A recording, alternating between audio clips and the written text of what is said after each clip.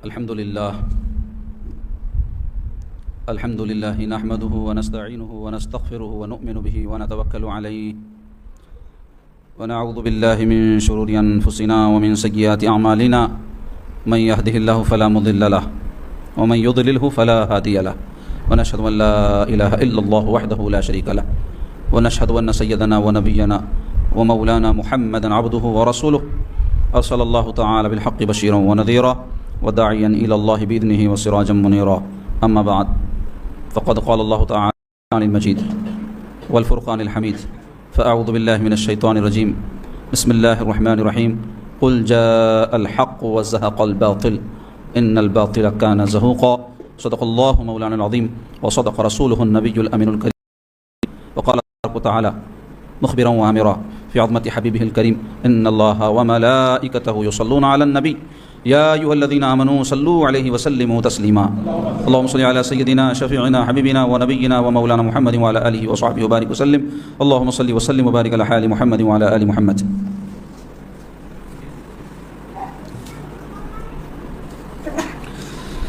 عزیزوں بزرگوں دوستوں پیاری بہنوں حاضرین و ناظرین السلام علیکم ورحمۃ اللہ تعالی وبرکاتہ.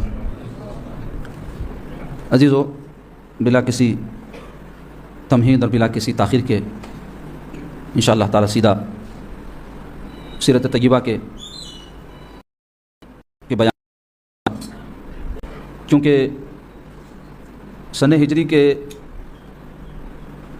چھٹے سال کے کچھ واقعات بیان کرنے کے ساتھ ساتھ آج 7ویں 8ویں 9ویں 10ویں اور 11ویں ہجری کے واقعات اختصار کے ساتھ بیان کرنے ہیں. اور یہ سارے واقعات جو سیرت طیبہ کے ہے وہ تو جیسے کہ اس کے بیان کرنے کا حق ہے کوئی بیان نہیں کر سکتا، اور پھر ہمارے پاس وقت کی کمی کی وجہ سے نہایت اختصار کے ساتھ انشاءاللہ ہم تبرکاً اہم واقعات آپ کے سامنے بیان کریں گے، جس میں گزشتہ کل کے یعنی ہجرت کے چھٹے سال کے واقعات میں نے بیعت الرضوان اور صلح حدیبیہ کے واقعات آپ کے سامنے بیان کیے تھے.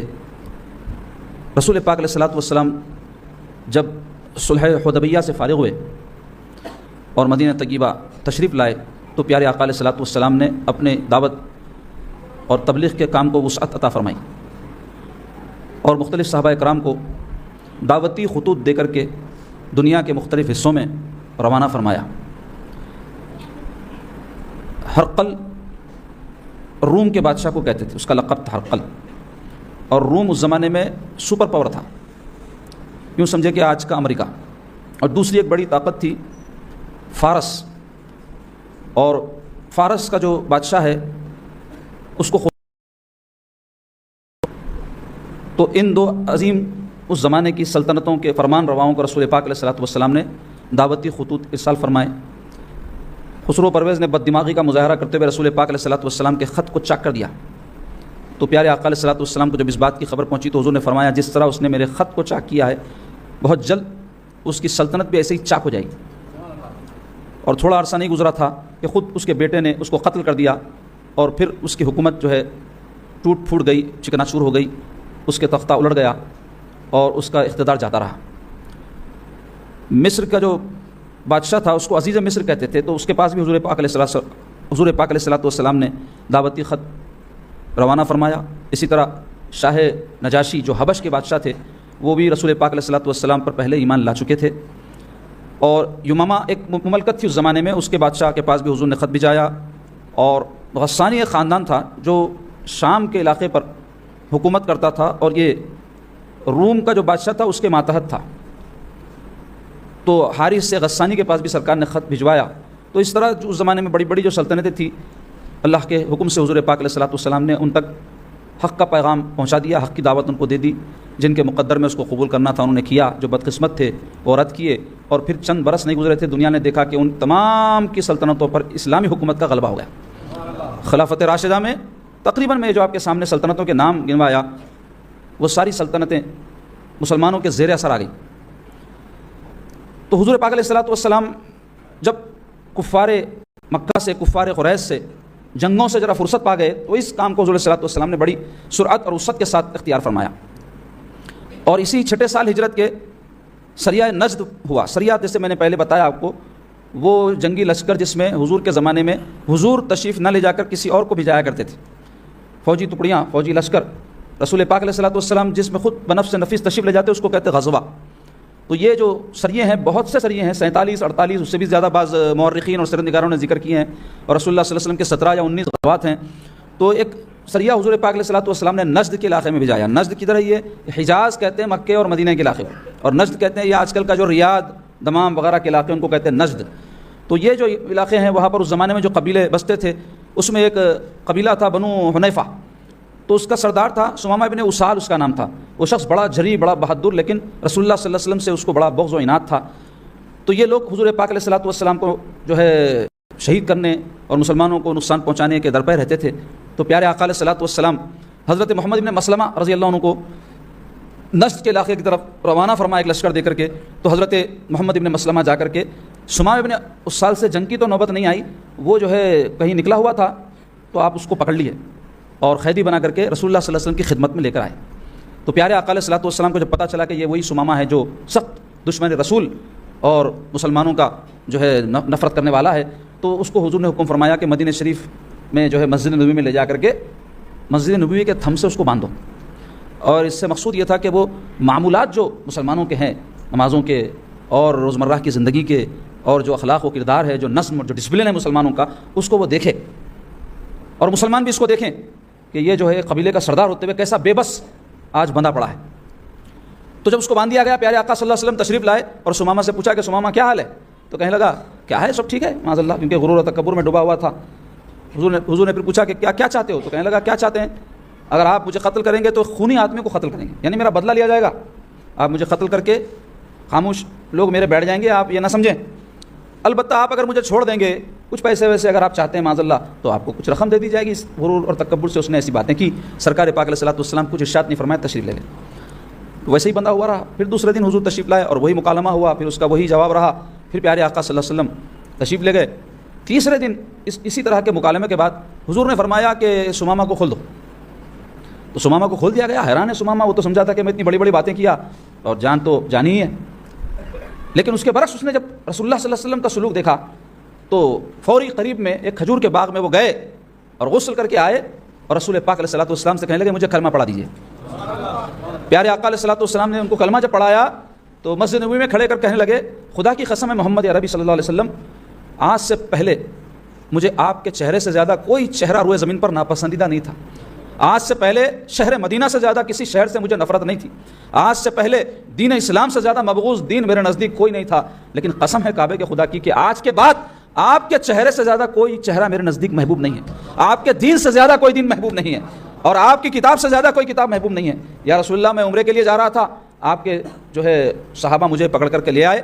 اب میں عمرے کو جاؤں گا، آپ اجازت دیجئے، آپ اگر حکم فرمائیں گے تو ہمارے یہاں سے جو اناج مکے کے کافروں کے پاس جاتا ہے ایک دانہ بھی آج کے بعد جانے نہیں. رؤوف الرحیم آقا فرمائے کہ سمامہ ہمارا دین ایسا حکم ہم کو نہیں دیتا، جو بھی معاملات تمہارے ان کے ساتھ پہلے سے تھے اس کو جاری رکھو.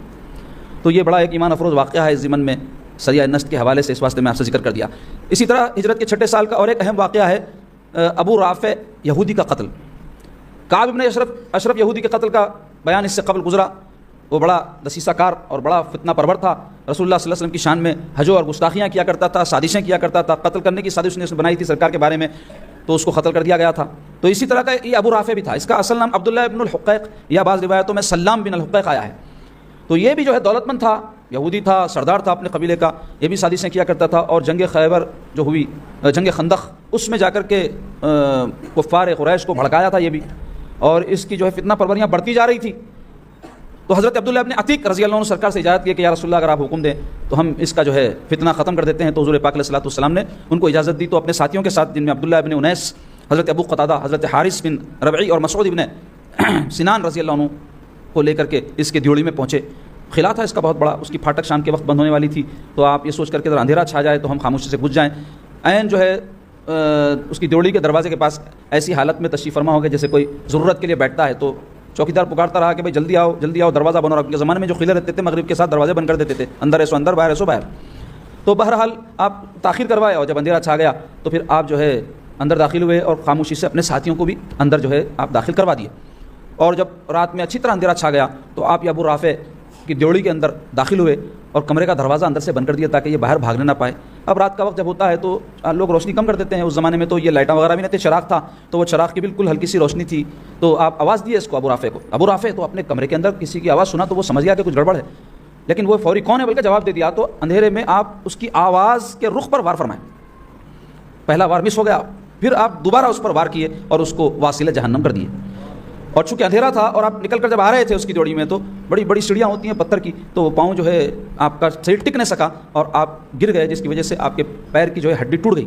تو آپ اپنے کپڑے سے اس کو مضبوطی سے باندھے اور کسی طرح اپنے ساتھیوں کے ساتھ مدینہ طیبہ حضور کی خدمت میں حاضر ہو کے سارا واقعہ بیان کیے۔ اس کے قتل کی اطلاع رسول اللہ صلی اللہ علیہ وسلم کو دیے۔ حضور خوشی کا اظہار فرمایا اس پر کہ اللہ اس کے رسول کا دشمن تھا اور فتنہ پرور تھا، اس کا خاتمہ ہو گیا، اس کے ناپاک وجود سے سرزمین جو ہے پاک ہو گئی۔ پھر وہ حضرت عبداللہ ابن عتیق عرض کیا، یا رسول اللہ میری ٹانگ اس اسنا میں ٹوٹ گئی، تو سرکار پاک صلی اللہ علیہ وسلم فرمایا اپنی ٹانگ قریب لاؤ۔ جب حضور کے قریب کیا تو اپنا دست پھرتی ان کی ٹانگ بالکل صحیح ہو گئی اور بہترین جو ہے ان کی ٹانگ کی تکلیف دور ہو کر پہلے سے بھی بہتر جو ہے طریقے سے ان کی ٹانگ کام کرنے لگی۔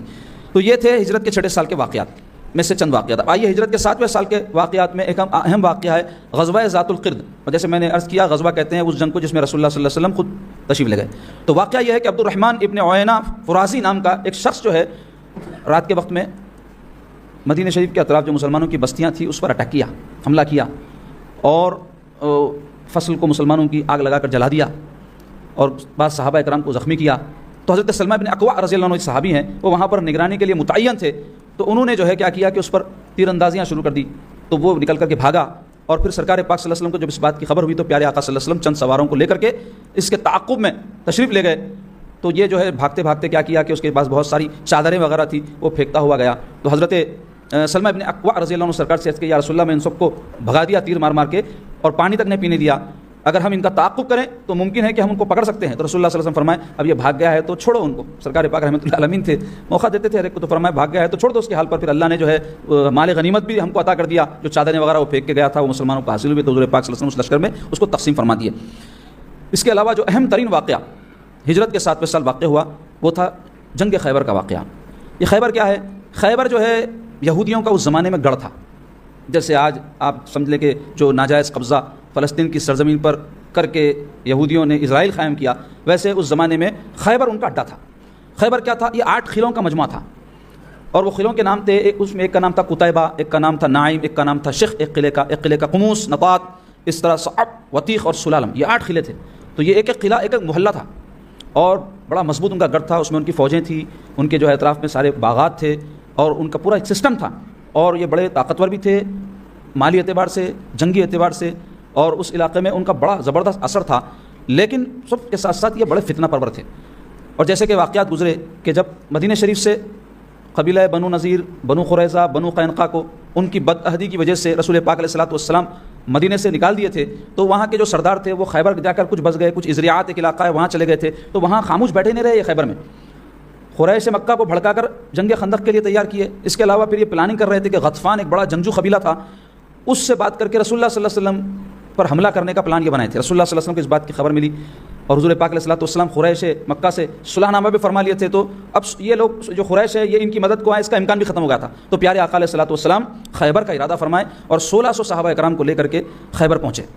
جیسے ہی سرکار پاک صلی اللہ علیہ وسلم خیبر پہنچے تو حضور صلی اللہ علیہ وسلم نے جنگی حکمت عملی کے پیش نظر قبیلہ غطفان اور یہ جو خیبر کا علاقہ ہے اس کے بیچ میں حضور نے اپنا مورچہ جنگی قائم فرمایا اور اپنا کمانڈ سینٹر وہاں قائم فرمایا کہ اگر غطفان قبیلے کے لوگ ان کی مدد کو آئیں یہودیوں کی تو ہم ان سے مقابلہ کر سکتے ہیں اگر بیچ میں رہیں، اور پھر وہاں سے جب ضرورت پڑی جا کر کے خیبر کے اوپر اٹیک کرنا چاہیے۔ اس منصوبے کو حضور نے پیش نظر رکھتے ہوئے وہاں پر جو ہے سینٹر میں ایک کمانڈ سینٹر قائم فرمایا، اور پھر جیسے ہی حضور پاک علیہ الصلوۃ والسلام ایک صبح کو جب خیبر کے پاس تشریف لے گئے تو ان کے جو عورتیں ہیں یا ان کے جو ملازمین ہیں وہ اپنے ان قلعوں سے نکل کر کے اپنے کھیتوں میں جو ہے کام کاج کے لیے باہر آئے، تو جیسے ہی رسول اللہ صلی اللہ علیہ وسلم کو فوج کے ساتھ دیکھا تو چیخ پکار کرنے لگے، محمد صلی اللہ علیہ وسلم آ گئے ہیں، فوج بھی ان کے ساتھ، محمد صلی اللہ علیہ وسلم آ گئے ہیں، فوج بھی ان کے ساتھ۔ تو یہ سنتے ہی میرے پیارے آقا صلی اللہ علیہ وسلم فرمائے کہ ہم جس قوم میں جنگ کے لیے پہنچ جاتے ہیں ان کی صبح خراب ہو جاتی ہے، ان کا سکون خراب ہو جاتا ہے، ان کا چین، کیونکہ اللہ کا دشمن ہے، تو اس واسطے ان کی صبح تک خراب، ان کا دن خراب، ان کی رات خراب، اگر اسی میں مر جائیں تو ان کی آخرت بھی خراب۔ تو بہرحال رسول پاک علیہ الصلوۃ والسلام محاصرہ فرما لیے، سخت گرمی کا موسم تھا، اور پھر وہ جتنے بھی یہود تھے وہ سب کیا کیے، اپنے قلعوں میں جا کر کے بیٹھ گئے، پھاٹک لگا لیے. ان کے پاس کئی مہینوں کا جو ہے راشن اور جو بھی ضرورت کی چیزیں سب محلے تھے، شہر کی طرح تھا، ان کے ساتھ موجود ہر چیز موجود تھی سہولت کی. پھر مسلمان جو ہے وہ کمانڈ سینٹر سے جاتے اور خیبر پر اٹیک کرتے جاتے. چھوٹے موٹے جو قلعے تھے وہ تو فتح ہو گئے، لیکن ایک قلعہ جو نائم نام کا تھا وہ بڑا مضبوط قلعہ تھا، اور اس میں مرحب نام کا یہود کا ایک بہت طاقتور جنگجو رہتا تھا. اس کے بارے میں مشہور تھا کہ 100 آدمیوں کی اکیلے اس میں طاقت ہے، یعنی ایسی صلاحیتیں اس میں تھی لڑائی کی، جنگ کی، کہ ایک آدمی 100 کے برابر تھا. کہتے ہیں نا 10 کو بھاری ہے جیسا بولتے ویسا 100 کو بھاری. تو حضرت ابوبکر صدیق رضی اللہ عنہ کو حضور نے فرمایا کہ جا کر کے اس قلعے پر حملہ کرو. تو وہ فوج لے کر کے زبردست حملہ کیے، لیکن یہ یہود بھی بڑے جنگجو قسم کے تھے، زوردار تیر برسائے، پتھر برسائے مسلمانوں پر، تو وہ پھاٹک تک نہیں پہنچ سکے. پھر دوسرے دن حضرت عمر فاروق کو حکم ہوا، وہ بھی گئے. اس دن بھی یہی ہوا کہ مسلمان ان پر غالب نہیں آ سکے. تو اس موقع پر سرکار پاک علیہ الصلوۃ والسلام جب دن میں جنگ ختم ہوئی تو شام کو ارشاد فرمائے کہ کل میں خیبر کی فتح کا جھنڈا اس شخص کو دوں گا جو اللہ اس کے رسول کا محبوب بھی ہے، محب بھی ہے. تو جب ایسی بات کے سرکار نے فرمائی کہ خیبر کی فتح کا جھنڈا، یعنی یقیناً خیبر فتح ہوگا، ایک بشارت. دوسرے وہ شخص جس کو وہ جھنڈا دیا جائے گا اللہ اس کے رسول کا محبوب. تیسرے یہ اللہ اس کے رسول کا محب، یعنی اللہ اس کے رسول کو چاہنے والا بھی اور اللہ اس کے رسول بھی اس کو چاہتے ہیں. تو یہ معاملی بات ہے. زبان رسالت سے ایسی عظیم بشارت جب پہنچی صحابہ کو تو ہر صحابی کی عین آرزو یہ تھی کہ کل جھنڈا اس کو نصیب ہو. حضرت سیدنا عمر رضی اللہ عنہ کہتے ہیں میری زندگی میں کبھی کسی منصب اور مرتبے کی آرزو دل میں پیدا نہیں ہوئی سوائے اس موقع پر جب رسول اللہ نے یہ بات فرمائی کہ میں ان تین بشارتوں کو ایک ہی وقت میں حاصل کر لوں، کاش وہ جھنڈا کل مجھے مل جائے. صبح ہوئی، صف بندی ہوئی، رسول پاک علیہ الصلوۃ والسلام نظر ڈالے سارے لشکر پر. اس کے بعد پہلا سوال جو سرکار پاک صلی اللہ علیہ وسلم نے کیا وہ کیا تھا؟ این العلی، علی کہاں ہے؟ تو لوگوں نے عرض کیا یا رسول اللہ علی آج لشکر میں حاضر نہیں ہوئے اس واسطے کہ ان کو آشوب چشم ہوئی ہے، آنکھ آئی ہے ان کی، جس کی وجہ سے آنکھ میں بڑی تکلیف ہے، اور یا رسول اللہ اتنی زیادہ تکلیف ہے کہ وہ جھک کر اپنے پیروں کی طرف نہیں دیکھ سک رہے ہیں، آنکھ کھل رہے ہیں ان کے. تو سرکار پاک صلی اللہ علیہ وسلم فرمائے علی کو اطلاع کرو کہ میں یاد کر رہا ہوں. سبحان اللہ، کیا مرتبہ، کیا شان ہے مولا علی کی، کیا مقدر ہے. پیارے آقا صلی اللہ علیہ وسلم یاد فرما رہے ہیں، اور ہر موقع پر میرے آقا ان کو یاد فرماتے تھے. آپ نے واقعات سماعت کیے، جنگ بدر، جنگ احد، جنگ خندق، ہر موقع پر سب سے پہلے رسول اللہ صلی اللہ علیہ وسلم جس کو یاد کرتے تھے حضرت علی مرتضیٰ رضی اللہ عنہ ہے. اس موقع پر بھی فاتح خیبر کو سرکار نے یاد فرمایا. حضور کی یاد فرمائی کی خبر جیسے ہی پہنچی حاضر خدمت ہو گئے. سرکار پاک صلی اللہ علیہ وسلم احوال پوچھے کہ علی کیا بات ہے؟ تو عرض کیا یا رسول اللہ آنکھ دکھتی ہے. میرے آقا صلی اللہ علیہ وسلم فرمایا اے علی فکر نہ کرو، ادھر آؤ. قریب بلائے، اپنا لعاب دہن نکال کر ان کی آنکھوں میں لگایا. وہ لگانا تھا کہ حضرت علی کے آشوب چشم کا مرض دفع ہو گیا. نہ صرف وہ بلکہ آنکھیں ان کی پہلے سے زیادہ تیز ہو گئی. اور پھر جو سیرت نگار وغیرہ لکھتے ہیں کہ حضرت علی کو اس کے بعد پھر عمر بھر میں کبھی بھی آنکھ کا کوئی مرض نہیں ہوا رسول اللہ صلی اللہ علیہ وسلم کے لعاب دہن کی برکت سے. اس کے بعد سرکار پاک علیہ الصلوۃ والسلام جھنڈا، اس زمانے میں طریقہ تھا، علم بردار بناتے تھے اور آگے جس کو رکھنا ہے ان کو جھنڈا دیتے تھے. وہ جھنڈا عنایت فرمائے اور ارشاد فرمائے علی جاؤ، جا کر کے ان لوگوں کو پہلے دعوت دین دو، توحید کی طرف بلاؤ، میری رسالت کی طرف بلاؤ. یاد رکھو ان میں کا ایک آدمی بھی اگر تمہاری دعوت سے اسلام قبول کر لے گا تو یہ تمہارے لیے کئی 100 سرخ اونٹوں سے بہتر ہوگا. پھر اس کے بعد اگر وہ نہ مانے تو ان سے جنگ کرو. تو رسول اللہ صلی اللہ علیہ وسلم کے حکم پر مولا علی رضی اللہ عنہ نکلے، اور جیسے ہی آپ جا کر ان کو دعوت دیے دین کی تو پتھراؤ کیے، بولو بدبخت، تیر برسائے. تو حضرت علی رضی اللہ عنہ جب آگے بڑھے تو مرحب جو ہے میدان میں آیا، آ کر کے للکارنے لگا کون ہے میرے مقابلے پہ آئے، میں مرحب ہوں، میں یہ ہوں، میں وہ ہوں. مبارزت کہتے ہیں اس کو، بڑے بڑے باتیں کرتے تھے. اب آج بھی کرتے نہیں، جنگا ہوئے وقت آپ سنتے ہیں ہم تباہ کر دیں گے، وہ وہاں پہ مزالہ ڈال دیں گے اور ہمارے پلانا جا کر کے ملک کو پورے برباد کر دیے، کئیوں کو مار دیے. بڑے بڑے باتیں ہوتا بھی ہوں گا، کرتے بھی، کیوں ہمت پیدا کرنے. تو انہیں بھی بڑے بڑے باتیں کرنے لگا. تو سیدنا علی اس کے مقابلے پہ تشریف لے گئے اور جو ہے آپ بھی مبارزت میں جو کلمات کہے جاتے ہیں فقریہ، وہ کہنے لگے کہ میری ماں نے میرا نام حیدر رکھا ہے، میرے سامنے جب کوئی آتا ہے تو ٹک نہیں سکتا، میری تلوار جب چلتی ہے تو پھر سامنے کون ہے میں نہیں دیکھتا ہوں. جو بھی آپ پوری تفصیل کتابوں میں آئی ہے اس کی مختصر یہ کہ آپ بہادری کے کلمات ارشاد فرمائیں. تو وہ مرحب جو ہے پل کے حضرت مولا علی رضی اللہ عنہ کے وار کیا تو آپ جو ہے اس کے وار سے بچ گئے اور اس کا وار خالی چلا گیا. اور پلٹ کر پھر جب آپ وار کیے تو اس کو 2 ٹکڑے کر کے رکھ دیے، زمین پر لاش تڑپ رہی تھی اس کی. اس کے بعد جب آپ جوش ایمانی کے ساتھ آگے بڑھے کہ رسول اللہ صلی اللہ علیہ وسلم کی حمایت اور حضور کی اجازت کے ساتھ آپ اس موقع پر وہاں حاضر ہوئے تھے، تو آپ جا کر کے جوش ایمانی سے قلعہ خیبر کا پھاٹک اکھاڑ کے پھینک دیا، دیواروں کے ساتھ اکھڑ کے آ گیا. اور اتنا وہ مضبوط پھاٹک تھا اور اتنا وزنی کہ بعد میں کئی لوگ مل کے بازو ڈالنے کے واسطے اٹھانا چاہے تو اٹھانے مشکل ہو رہی تھی. اور اس کے بعد حضرت علی رضی اللہ عنہ جو ہے خیبر فتح فرما لی. رسول اللہ صلی اللہ علیہ وسلم کو جب اس بات کی خبر دی گئی کہ خیبر فتح ہو گیا تو پیارے آقا صلی اللہ علیہ وسلم بہت مسرت اور خوشی کا اظہار فرمائے. اور فاتحانہ شان کے ساتھ جب حضرت مولا علی حضور پاک صلی اللہ علیہ وسلم کی خدمت اقدس میں حاضر ہوئے تو حضور فرت محبت سے اٹھ کر کے ان کو اپنے سینے سے لگا لیے تو مولا علی رضی اللہ عنہ جو ہے رونے لگے. تو سرکار پاک صلی اللہ علیہ وسلم پوچھے کہ علی کیوں رو رہے ہو؟ کیا یہ غم کے آنسو ہے یا خوشی کے؟ تو عرض کہ یا رسول اللہ غم کیوں کروں گا، یہ تو خوشی کے آنسو ہے، اور میں خوش کیوں نہ ہوں کہ اللہ کے رسول مجھ سے راضی ہو گئے. تو اس پر سرکار پاک صلی اللہ علیہ وسلم فرمائے اے علی تجھ کو مبارک ہو، نہ صرف اللہ کا رسول بلکہ آج جبرائیل، میکائیل اور اللہ تعالیٰ بھی تجھ سے راضی ہو گیا. تو بہرحال یہ خیبر کے جو ہے فاتح سیدنا علی المرتضیٰ رضی اللہ عنہ ہے. کیا ان کے کارنامے ہیں، کیا ان کی خدمات ہے، کیا ان کی قربانیاں ہیں، کیا ان کی شان ہے، کیا ان کا مرتبہ، میں کیا بیان کروں. اللہ اکبر. سرکار پاک علیہ الصلوۃ والسلام جو فضائل ان کے بیان فرمائے، محدثین کہتے ہیں کسی صحابی کے اتنے فضائل احادیث میں نہیں بیان ہوئے جتنے سیدنا علی کے بیان ہوئے. اب اس سے بڑھ کے کیا ہونا. سرکار فرمائے کہ علی کی محبت ایمان اور علی سے بغض منافقت. منافق ہے جو حضرت علی سے بغض رکھتا ہے. اسی جو ہے خیبر کے موقع پر سرکار پاک صلی اللہ علیہ وسلم نے حضرت سیدہ صفیہ رضی اللہ تعالیٰ عنہ سے نکاح فرمایا، جو حیہ بن اخطب جو سردار تھا یہود کا، اس کی صاحبزادی تھی. یہ جو ہے حضرت دحیہ کلبی رضی اللہ عنہ کے حصے میں آئی تھی. مجاہد تھے نا، جنگوں میں جو جیتتے تھے تو قیدیوں کو بانٹ دیا جاتا تھا ان میں. تو سب نے کہا کہ بھائی یہ اتنی بڑی جو ہے عظمت والی خاتون ہے کہ ایک سردار کی بیوی سردار کی بیٹی ہیں، دونوں بھی ان کے شوہر اور باوا قتل کر دیے گئے تھے جنگوں میں، تو یہ تو رسول اللہ کے علاوہ کسی اور کے قابل نہیں ہے. تو حضور پاک صلی اللہ علیہ وسلم کی خدمت میں صحابہ عرض کہ یا رسول اللہ صفیہ جو ہے بہت خاندانی اور بڑی جو ہے مرتبے کی خاتون ہے، حضرت ہارون علیہ السلام کی اولاد میں سے، تو آپ کے قابل ہے یہ. تو حضور پاک صلی اللہ علیہ وسلم دحیہ کلبی رضی اللہ عنہ کو ان کی جو ہے قیمت ادا فرما کے حضرت صفیہ رضی اللہ تعالیٰ عنہ سے عقد فرمائے اور وہیں زفاف فرمائے اور ولیمہ کیے. اور وہ ولیمے میں رسول اللہ صلی اللہ علیہ وسلم کی خدمت میں صحابہ لا کر کے ان کے پاس کچھ ملیدہ ولیدہ تھے، ان کے جنگ میں تھے نا بھائی، تو وہاں سب کھانے پینے کے چیزیں موجود رہتے. کیا لوازمات، ویسے تو یہ سرکار کے جتنے ولیمے ہوئے اس میں کوئی لوازمات تھے ہی نہیں. جو بھی ولیمہ ہوتا تھا کبھی بکرا ذبح کر کے اس کا گوشت پکا کے کھلا دیے، کبھی میٹھا کھلا دیے، کبھی ملیدہ کھلا دیے، جو میسر رہا وہ کھلا دیے. یعنی حضور یہ بتانا چاہے کہ اتنا آسان ہے دن میں. اب ہم چھوڑ دیے وہ طریقوں کو. اب تماشا کیا کیا ہے سب آپ ہم جانتے ہیں. کسی کو کھلانا بری بات نہیں ہے، جتنا چاہے کھلاؤ، جو چاہے کھلاؤ، حلال طریقے سے کھلاؤ، منع نہیں ہے، مگر اپنی چادر جتنی اتنا پیر کھلانا، حماقتہ نہیں کرنا. کل بھی بولا بھائی مسلمانوں کی معیشت اس وقت برباد ہو رہی ہے دکھاوا، نمائش، حماقتوں کی وجہ سے. جو کاموں میں خرچ ہونا ہے وہ نہیں ہوتا، اماں بابا پہ نہیں ہوتا، جہاں خرچ کرنا ہے ان کا حق نہیں دیتے، یا پھر بیوی بچوں پہ نہیں دیتے. کئی بدبخت نوجوان ایسے ہمارے مرد ہیں جو اپنا کھا لیے، اپنا پہن لیے، اپنا دیکھ لیے، خالی کچھ ہوا تو اماں کے پاس جاؤ، بابا کے پاس جاؤ، وہاں سے لا لو، یہاں سے لا لو، بھکاری زندگی گزارتے. یا دین کے کوئی کاموں میں خرچ نہیں ہوتا، کبھی مسجد کو، مدرسے کو، خانخواہ کو، یا کبھی نیک لوگوں پہ کوئی امام، کوئی مؤذن یا کوئی خدمت گزار دین ہے ان کو نہیں دیتے. فضول لے جا کے بعض جگہ 1000 روپے ڈال دیتے، مگر جہاں دینا ہے وہاں نہیں دیتے. تو پیسہ ضائع ہوتا ہے ایسا کرنے سے، نہ دنیا میں فائدہ ہوتا ہے نہ اجر ملتا اس کا. تو صحیح جگہ صحیح مصرف میں خرچ ہونا. اسی طرح رسول پاک علیہ الصلوۃ والسلام جب خیبر فتح فرما لیے تو ان لوگوں کو جو ہے نکل جانے کا حکم دیے. تو وہ خیبر میں جو یہودی رہتے تھے وہ عرض کیے کہ اگر آپ اجازت دیں تو ہم یہیں رہ جاتے، اور یہ جو کھیتی باڑی اور فصل ہم جو ہے اگاتے ہیں اس میں سے جو ہے ہم محنت ہم کرتے، اب زمین آپ کی ہے، یہ آدھا جو ہے آپ لے لیں، آدھا ہم رکھ لیتے. تو رسول اللہ صلی اللہ علیہ وسلم ہمیشہ صلح کی کوئی بھی بات کو پسند فرماتے، قبول فرما لیے میرے سرکار. اور پھر جب فصل ان کی نکلتی تھی تو حضرت عبداللہ ابن رواحہ رضی اللہ عنہ کو تقسیم کے لیے حضور روانہ فرماتے تھے. تو اب وہ جا کر کے ایسا عدل و انصاف کا معاملہ کرتے تھے کہ وہ جو بھی فصل نکلتی تھی، کھجور وغیرہ زیادہ نکلتے تھے وہاں، تو وہ سرزمین کھجوروں کی سرزمین ہے، تو وہ کھجور کے 2 حصے کر دیتے تھے، بڑے بڑے ڈھیر لگا دیے. بعد میں آپ کیا کرتے تھے، وہ یہودیوں کو بلاتے تھے، بولتے تھے دیکھو یہ 2 حصے، میں اگر اس میں سے کوئی پسند کروں گا تو تم بولیں گے یہ بڑا لے لیا چھوٹا دے رہے ہیں، تم پہلے پسند کر لو کون سا ہونا ہے اس میں. سبحان اللہ. تو یہ ایسا عدل و انصاف تھا ان کا دیکھ کر کے، صرف سرکار کے یہ صحابی کے اس عدل کو دیکھ کر کے کئی یہودی مسلمان ہوئے. تو یہ خیبر کا جو فتح کا معاملہ تھا یہ معمولی واقعہ نہیں تھا.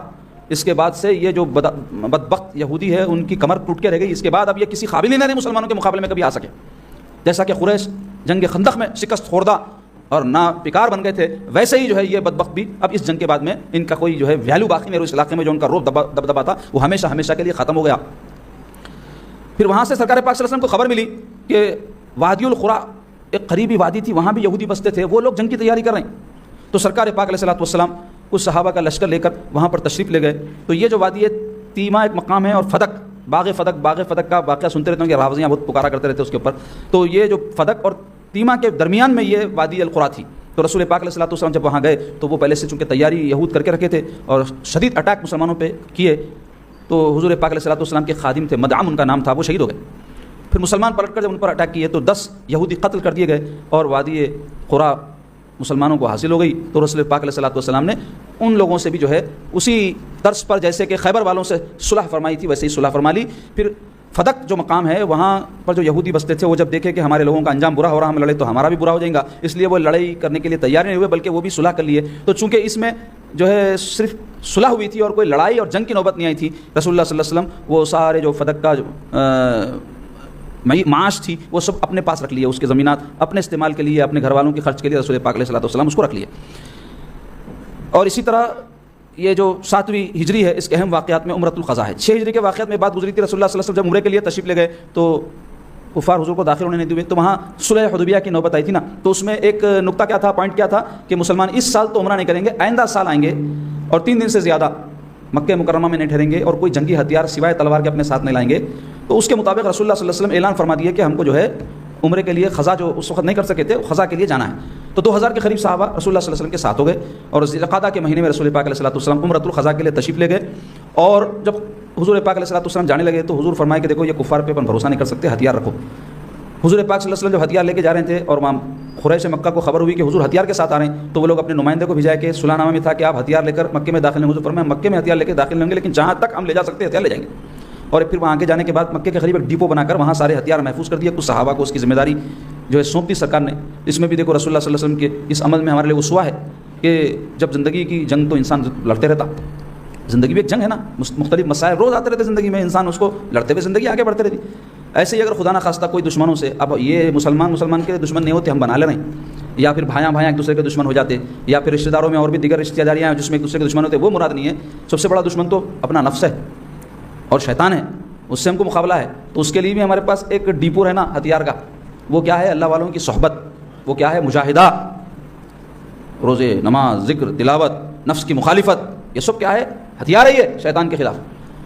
اور اگر واقعتاً کوئی دشمن سے مقابلے کی نوبت آئی جائے تو اس کے لیے ہمارے پاس تیاری ہونا, یہ ہمارے سرکار ہم کو سکھائے. تو عبادت کے لیے بھی تشریف لے جا رہے ہیں تو اس کا انتظام کر کے تشریف لے گئے. تو سارے ہتھیار محفوظ کر کے رسول پاک علیہ الصلوۃ والسلام جب عمرے کے لیے تشریف لے گئے, اور یہ جو ہے ہجرت کے کتنے سال بعد کا واقعہ ہے, 6 سال بعد کا واقعہ ہے. 6 سال بعد مکہ مکرمہ میں سرکار داخل ہوئے تھے, اس سرزمین میں جہاں حضور پاک صلی اللہ علیہ وسلم کی ولادت پاک ہوئی, اور 53 سال تک سرکار وہاں قیام فرما رہے ہجرت فرمانے سے پہلے تک. تو وہاں سے نکلنے کے بعد حضور جب عمرے کے لیے داخل ہوئے تو کفار سارے جا کے جو ہے پہاڑوں میں چھپ کے بیٹھ گئے. ان کے سل رہا تھا, اندر سے برداشت نہیں ہو رہا تھا. حضور پاک صلی اللہ علیہ وسلم تشریف لائے اور پھر 2000 صحابہ سرکار کے ساتھ ہیں. وہی سرکار جن کو بدبختوں نے اتنا ستایا تھا کہ حضور پاک علیہ الصلوۃ والسلام کو مکہ مکرمہ چھوڑ کر جانا پڑا, اب آئے ہیں تو اس شان کے ساتھ آ رہے ہیں. تو سرکار پاک علیہ الصلوۃ والسلام جب جا کر طواف شروع کیے تو کفار جو ہے مذاق اڑانے لگے صحابہ کو دیکھ کر کے, خاص طور پہ مہاجرین کو. ارے مدینے میں جا کے حالت رہ گئی لوگوں کی, کھانے کو معاذ اللہ صحیح نہیں مل رہا شاید, اور واقعی مشکل حالات سے گزرے تھے سارے صحابہ ابتدائے ہجرت کے بعد. تو حضور پاک صلی اللہ علیہ وسلم فرمائے کہ تم لوگ جو ہے رمل کرو. رمل کسے کہتے ہیں, اکڑ کے چلنے. تو آج بھی آپ ہم جب کوئی عمرہ کیے, حج کیے, تو جانتے ہیں کہ 3 چکر جو شروع میں لگاتے نا, اس میں کیا کرتے ہیں, اکڑ کے چلنے کا حکم ہے. تو وہی سنت ہے رسول اللہ صلی اللہ علیہ وسلم جو قیامت تک باقی ہے. تو رمل کیے تو لوگ اس کی وجہ سے ڈر گئے, ارے یہ تو کتنا کمزور ہے سمجھتے لوگ, تو اکڑ رہے ہیں ہمارے سامنے. بل عمرہ ادا فرمانے کے بعد 3 دن قیام فرما رہے, پھر سرکار پاک صلی اللہ علیہ وسلم حسب معاہدہ جو ہے واپس تشریف لے آئے. تو یہ چند اہم واقعات تھے ہجرت کے 7ویں سال کے. بھائی ہجرت کے 8ویں سال کے واقعات میں ایک اہم واقعہ ہے جنگ موتا کا واقعہ. یہ مقام کا نام ہے موتا, اور یہ مقام ہے ملک شام کے قریب. اور یہ جنگ کی نوبت کیوں آئی, رسول اللہ صلی اللہ علیہ وسلم کو جو ہے اس بات کی خبر ملی کہ شاہ غسان جو شاہ روم کا ماتحت تھا, اس نے جو ہے ایک فوج تیار کی ہے. اور پھر اس نے کیا کیا تھا کہ رسول اللہ صلی اللہ علیہ وسلم نے ایک قاصد بھیجا تھا شاہ روم کی طرف, اس کو خط دے کر کے. تو یہ شاہ غسان سے ملے تو پھر جا کر کے شاہ روم سے مل سکتے تھے. جیسے پرائم منسٹر سے ملنا ہے بولے تو آپ کے کوئی بڑے لوگوں سے تعلقات ہونا پڑتا, تو ویسے ہی اس زمانے میں بادشاہوں سے سیدھا جا کے نہیں مل سکتے تھے, کوئی ذریعے سے رابطے سے جانا پڑتا تھا. تو یہ شاہ غسان سے جا کے جب یہ سرکار کے ایلچی ملے تو انہیں کیا کرا بولے تو بن کے ان کو شہید کر دیا. اور اس زمانے میں کیا آج بھی کوئی ایلچی کے ساتھ ایسی حرکت کرے تو بہت بری بات سمجھی جاتی ہے. یعنی اپنے کسی کے ایلچی کو یا کسی کے نمائندے کو کوئی نقصان پہنچانا, وہ بھیجا ہوا جو آدمی ہے اس کو نقصان پہنچانے کی طرح ہے نا. تو رسول پاک علیہ الصلوۃ والسلام کیا کیے, 3000 صحابہ کا ایک لشکر تیار فرمائے, جس کے ذمہ دار حضرت زید بن حارثہ سرکار کے غلام خاص کو بنائے. اور سرکار فرمائے کہ تم لوگ جاؤ اور جا کر کے جو ہے ان لوگوں سے جو ہمارے نمائندے کو شہید کیے ہیں جنگ کرو, اور ان کو جو ہے سبق سکھاؤ کہ انہوں نے جو حرکت کی ہے غلط ہے. تو جب یہ لوگ پہنچے صحابہ اکرام تو وہاں شاہ روم کو اطلاع ہو گئی, تو انہیں 1 لاکھ کا لشکر لے کے آیا, 1 لاکھ کا لشکر.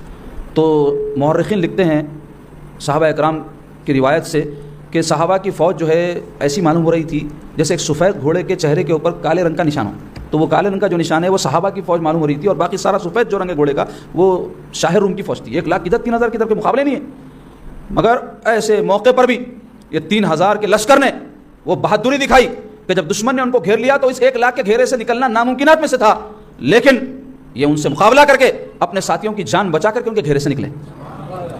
اور جنگ کے جو واقعات ہوئے اس کی تفصیل ایسی ایمان افروز ہے کہ حضرت زید بن حارثہ رضی اللہ عنہ جب وہاں پہنچے اور اتنے بڑے لشکر دیکھے تو اپنے ساتھیوں کا خیال آیا کہ بھائی ان سے مقابلہ نہیں ہو سکتا, تو ہم کیا کریں. تو حضرت عبداللہ بن رواحہ رضی اللہ عنہ کہنے لگے کہ اے زید, ہم یہاں جو ہے لڑ کر فتح یاب ہونے کے لیے نہیں آئے ہیں، ہم اپنے آقا کے حکم پہ ان سے لڑنے آئے ہیں. ہمارا مقصود کامیابی ناکامی نہیں ہے، ہمارا مقصود شہادت ہے. رسول اللہ کا حکم ہو گیا بس ان سے لڑو، ہم لڑنے کے لیے آئے. وہ جوش ایمانی کی باتیں جب کیے تو زید بن حارثہ رضی اللہ عنہ آگے بڑھے تو ان کے اوپر جو ہے سارا لشکر ٹوٹ پڑا اور ان کے جسم کو چھنی چھنی کر دیا، شہید ہو گئے. تو حضور نے فرما دیا تھا پہلے اس جنگ میں تم جا رہے ہو، اگر لڑائی کی نوبت آئی تو زید بن حارثہ علم بردار رہیں گے، اگر وہ شہید ہو جائیں تو ان کی جگہ جعفر بن ابی طالب رضی اللہ عنہ جو ہے مورچہ سنبھالیں گے. اگر وہ بھی شہید ہو جائیں تو پھر عبداللہ ابن رواحہ ان کی جگہ لیں گے، اور اگر وہ بھی شہید ہو جائیں تو پھر مسلمان اپنے طور پہ جس کو منتخب کرنا چاہیں منتخب کر لیں، وہاں آن دا اسپاٹ ڈیسیجن لے لیں. یہ تاکید کے ساتھ رسول اللہ صلی اللہ علیہ وسلم ان کو بھجوائے تھے. تو اس سے کیا پتہ چل رہا ہے؟ حضور کی غیب دانی کا پتہ چل رہا ہے کہ سرکار کو پتہ تھا کہ ایسی ایسی صورتحال پیدا ہوگی، اور اس کے لیے پہلے سے رسول اللہ صلی اللہ علیہ وسلم نے یہ سارا حکم فرما دیا تھا. اور ویسے ہی ہوا. حضرت زید بن حارثہ جب شہید ہوئے آگے بڑھ کر جعفر طیار، جن کا لقب ہے طیار کے معنی کیا ہوتے ہیں؟ اڑنے والا، طیارے سے. تو رسول اللہ صلی اللہ علیہ وسلم کی جناب پاک سے ان کو یہ لقب دیا گیا تھا. تو حضرت جعفر کون ہے؟ سیدنا علی کے بڑے بھائی ہیں. یہ جو ہے آگے بڑھے اسلام کا جو ہے پرچم لے کر کے، تو ایک کافر آگے بڑھ کے ان کا ایک ہاتھ کاٹ دیا، تو آپ اپنے دوسرے ہاتھ میں اس کو پکڑ لیں، دوسرا ہاتھ بھی کاٹ دیا. تو آپ اسلام کے جو ہے پرچم کو سنبھالے رہے اور آپ پر سارے دشمن ٹوٹ پڑے اور آپ کے جسم کو پارا پارا چھنی چھنی کر دیے. 200 سے زیادہ آپ کے جسم پر زخم آئے تھے دیکھنے والوں نے کہا، اور اس میں ایک زخم بھی پیٹھ پر نہیں تھا، سارے زخم سامنے تھے، پیٹھ نے دکھایا. اور پھر اس کے بعد عبداللہ ابن رواحہ بھوکے تھے بہت وقفے سے، کچھ کھانے کے لیے بوٹی ایک ہڈی والی ہاتھ میں اٹھائے تھے، ان کے بھائی نے زبردستی کر کے دی تھی. ایک نوالا بھی ابھی نہیں قطرے تھے کہ جو ہے پتہ چلا کہ جعفر شہید ہو گئے. تو آپ آگے بڑھ کر کے کفار کے لشکر میں گھس گئے، آپ کو بھی شہید کر دیا گیا. تو اس کے بعد مسلمانوں نے آپس میں طے کر کے حضرت خالد بن ولید رضی اللہ عنہ جو مسلمان ہو چکے تھے ان کو اپنا علم بردار بنا لیا. تو حضرت خالد بن ولید رضی اللہ عنہ ان دشمنوں سے ایسی جنگ کیے جناب، ایسی جنگ کیے، سیرت کی تاریخ کی کتابوں میں لکھا ہوا ہے 9 تلوار ٹوٹ گئے ان کے، 9 تلوار. مگر کیا کمال کریں معلوم آپ کو، جو سارا گھیرا تھا دشمنوں کا اس گھیرے کو کاٹ کے رکھ دیے، اور یہ سارے جو مسلمان تھے صرف 10-15 مسلمان شہید ہوئے، باقی پوروں کو بچا کے لے کے نکل گئے. اور یہ واقعات وہاں 1400 کلومیٹر قریب فاصلہ ہے یہ مقام موتا کا. اور پیارے آقا صلی اللہ علیہ وسلم مدینہ طیبہ میں بیٹھ کر کے صحابہ اکرام کو سارے واقعات بیان فرما رہے تھے، اور ارشاد فرمائے کہ زید آگے بڑھا اور زید کے ساتھ یہ معاملہ ہو گیا اور شہید کر دیا گیا. اب جعفر آگے بڑھے ہیں، انہوں نے اسلام کا پرچم اٹھا لیا ہے، ان کے بازو شہید کر دیے گئے ہیں اور پھر وہ بھی شہید کر دیے گئے، اور اللہ نے ان کو 2 پر عطا فرمایا اور جنت میں ان پروں کے ساتھ اوڑھ رہے ہیں. فرمائے سرکار طیار کا لقب عطا فرمایا حضور. اور پھر حضرت جعفر طیار کے گھر پر تشریف لے گئے اور ان کے معصوم بچوں کو اپنے سینے سے لگایا، اور پھر ارشاد فرمایا کہ جعفر کے گھر میں جو ہے اس وقت سوگ ہے، اس لیے ان کے گھر میں کھانا بنا کر بھیجواؤ. تو وہی جو ہے سرکار کے ارشاد پاک کی روشنی میں وہ ہمارے پاس کوئی مرگے کرے تو لے کے جاتے نا، کیا بولتے اس کو، کی بولتے نا، حاضری بولتے ہمارے عرف میں، ہو اس کو حاضری بولتے. تو کسی کے گھر میں انتقال ہوگا تو غم میں مبتلا رہتے ہیں، کھانے پکانے کا ہوش نہیں رہتا. تو ہونا چاہیے، وہ ہوتا تھا پہلے، لیکن اب اس میں بھی کیا ہو جا رہا ہے بولے تو بریانی آپ کھا رہے لوگ. خیر اچھی بات ہے، کچھ بھی کھا سکتے ہیں، مگر بتانا یہ چاہ رہا ہوں کہ لے کے جاتے تھے رشتے دار، اور ہمارے پاس تو دہی روٹی لے جاتے تھے، وہ اترتا نہیں، کچھ کھائے جیسے تو بھی لے کے گئے تو چلو بیچارے غمزدہ لوگوں کو کھلا سکتے. تو خیر ڈشاں بیان کرنا مقصود نہیں ہے، جذبہ بتانا ہے کہ ہمارے دل میں ہونا چاہیے، ہمارا کوئی بھائی کسی مصیبت میں ہے، پریشانی میں، تکلیف میں، ہمدردی کا احساس ہونا جی. بے حس زندگی سے موت اچھی ہے، بے حسی ہو گئی آج کل. کئی گھروں میں بیمار پڑے ہوئے رہتے، مریضاں، ماں ہے، باپ ہے، بھائی ہے، بہن، پوچھتے نہیں. کئی ایسے بے غیرتے ہیں، کئی گھروں میں میت ہو جاتی، پہلے تو میت ہو گئی تو کوئی بھی آ کے رہتے تھے کئی دن تک، ان کو ذرا ڈھارس بنانا، تسلی دینا بول کے. اب ایسی جلدی دیکھ رہے ہیں میتوں میں کیا عالم ہو رہا. کئی جنازوں میں تو دیکھنے میں آیا کہ اٹھانے والوں کی کمی ہو گئی، اٹھایا والا دیکھ رہا ہے، کوئی تو بھی آیا تو اچھا ہے کب تک اٹھاؤں، میری انسان ہے، انہیں بھی پیٹ دکھتی اس کی. کم مل رہے لوگ. پہلے کیسا جوش و جذبہ تھا کہ بھائی ہم اٹھائیں گے، ہمارے کو بھی اٹھائیں گے، ہم اٹھائیں گے، ہمارے کو ایسا تھا. اب کوئی ہمارے کو اٹھاؤ نہ کو اٹھاؤ، ان کو معلوم ہے کام مرتے کیا ہے، اللہ کو معلوم. تو احساس رہنا، تکلیف کا احساس، موتوں کا احساس رہنا. تو بہرحال سرکار پاک علیہ الصلوۃ والسلام کے خدمت میں یہ جب لشکر واپس لوٹا تو بعض صحابہ شرمندہ تھے کہ بھائی ہم واپس آ گئے اور جو ہے جنگ سے پلٹ کے آ گئے. تو ان کے اندر نا امیدی پیدا ہو گئی. تو سرکار پاک صلی اللہ علیہ وسلم کو ارشاد فرمائے تم لوگ جنگ سے پیٹ دکھا کے نہیں آئے ہو، پیچھے ہٹے ہو حملہ کرنے کے لیے. ہمت افزائی فرمائے ان کی. تو یہ جنگ موتا کا واقعہ بڑا اہم واقعہ. اب آؤ تاریخ اسلام کا اور سیرت مصطفیٰ کا سب سے سنہرا واقعہ، سب سے عظیم الشان واقعہ، بڑا عظمت والا واقعہ، اسلام کی سربلندی اور اسلام کا عظیم غلبے کا واقعہ، اور وہ واقعہ ہے فتح مکہ. مکہ جو ہے 8 ہجری میں فتح ہوا، اور اس کے پس منظر یہ ہے کہ صلح حدیبیہ کے بارے میں نے ذکر کیا تھا کہ اس میں بہت سارے نکات تھے، بہت سارے پوائنٹس تھے. اس میں ایک پوائنٹ کیا تھا، مسلمان جس قبیلے سے چاہیں گے اپنا جو ہے معاملہ کر لیں گے، ان سے اپنی دوستی کر لیں گے، معاہدے کر لیں گے. اور قریش کے جو لوگ جن سے مسلمانوں کی صلح ہوتی وہ جس قبیلے سے چاہیں گے اپنے جو ہے معاملات کر لیں گے، جس کو چاہے حلیف بنائیں گے، جس کو چاہے دشمن بنائیں گے، ان کی مرضی. اس میں یہ پوائنٹ تھا ایک. تو مسلمانوں نے قبیلہ بنو خزاعہ ایک قبیلہ ہے، اس سے جو ہے ان کو اپنا حلیف بنایا تھا، اپنا ساتھی بنایا. اور کفار قریش نے قبیلہ بنو بکر کو اپنا ساتھی بنایا تھا. تو یہ قبیلہ خزاع اور بنو بکر میں ہمیشہ جھگڑے رہتے تھے. تو ایک مرتبہ لڑائی ہو گئی ان کے بیچ میں. تو قبیلہ بنو بکر کے لوگوں نے رسول اللہ صلی اللہ علیہ وسلم کا جو حلیف قبیلہ تھا ان کے اوپر حملہ کر دیا اور ان کو مارنے لگے. تو وہ لوگ اپنی جان بچانے حدود حرم میں چلے گئے. تو حدود حرم میں کوئی جائے تو اس کو نقصان نہیں پہنچایا جاتا تھا. عربوں میں یہ بات طے تھی اور اس کا احترام کرتے تھے. مگر جوش میں بدلہ لینے کے وہ قبیلہ بنو بکر کے لوگوں نے حرم میں گھس کر کے ان لوگوں کو قتل کیا. تو قبیلہ خزاعہ کے لوگ رسول اللہ صلی اللہ علیہ وسلم کو پکارے وہاں سے. اور اس حوالے سے روایت ہے غالباً سیدہ میمونہ رضی اللہ تعالیٰ عنہ یا اور کوئی صاحب ام المومنین ہے ان سے روایت ہے. وہ کہتی ہے کہ رسول اللہ صلی اللہ علیہ وسلم گھر میں بیٹھے ہوئے تھے, اچانک حضور فرمائے لبیک لبیک لبیک فرمائے. تو بی بی عرض کی یا رسول اللہ کون ہے آپ, کس کو فرمائے لبیک؟ ہم حاضر ہوں کے من. تو حضور فرمائے کہ میرے حلیف قبیلہ بنو خزاعہ نے مجھے مدد کے لیے پکارا ہے, میں ان کو آواز دے رہا ہوں فرمائے سرکار پاک صلی اللہ علیہ وسلم. تو اب یہ حضور جو فرمایا اس کے کئی دنوں کے بعد میں وہ لوگ مکے سے حضور پاک صلی اللہ علیہ وسلم کی خدمت میں آ کے سارا واقعہ بیان کرے. تو رسول اللہ صلی اللہ علیہ وسلم قریش کے ذمہ داروں کو طلب فرمائے اور فرمائے کہ دیکھو تمہارا ہمارا معاہدہ تھا اور جو ہے معاہدے کے تحت ہم نے بعض لوگوں کے ساتھ دوستیاں کی, تم نے بعض کے ساتھ کی, لیکن تم لوگ جو ہے ہمارے جو دوست تھے ان کے اوپر تمہارے ساتھیوں نے حملہ کیا, تم نے ان کی مدد کی اور ایسا کرنا معاہدے کی خلاف ورزی ہے. تو ایسی صورت میں کام کرو, تم لوگ جو تمہارا حلیف قبیلہ ہے بنی بکر اس سے وڈرا ہو جاؤ, ان سے اپنے ہاتھ اٹھا لو, کہو کہ بھئی یہ ان کے کام تھے, ان کی غلطی, یہ ذمہ دار. یا پھر یہ کرو کہ خون بہا دے دو, جو لوگ مرے ہیں اس زمانے میں قتل کا بدلہ قتل تھا تو وہ نہیں ہو سکا تو خون بہا دے دیتے تھے, ریٹ تھا, ساؤنڈ دے دینا ایک آدمی کا, جو بھی بہرحال تھا وہ دے دو. تو قریش کا نمائندہ جا کر کے قریش کے لوگوں کو جب بتایا تو وہ لوگ کہنے لگے نہیں نہیں ہم یہ دونوں باتیں نہیں مانتے. تو ایسا بولنا کیا تھا, تیسری بات اس سے پیدا ہوتی تھی, وہ کیا کہ ہم صلح نامہ ختم کر دیں گے مگر یہ بات نہیں مانیں گے. رسول اللہ صلی اللہ علیہ وسلم سے جو صلح حدیبیہ ہوا تھا وہ ختم کر دیں گے, لیکن ہم یہ دونوں باتیں نہیں مانیں گے, نہ اپنے حلیف قبیلے کا ہم ساتھ چھوڑنے تیار ہیں, نہ ہی ہم خون بہا دیں گے. رسول اللہ صلی اللہ علیہ وسلم کو انہوں نے پیغام بھیجا دیا کہ ہم یہ دونوں باتیں نہیں مانتے. تو رسول پاک علیہ الصلوۃ والسلام لبیک جب فرمائے تھے نا, تو پھر حضور پاک نے نعرہ تکبیر بلند فرمایا اللہ اکبر اور خاموش ہو گئے.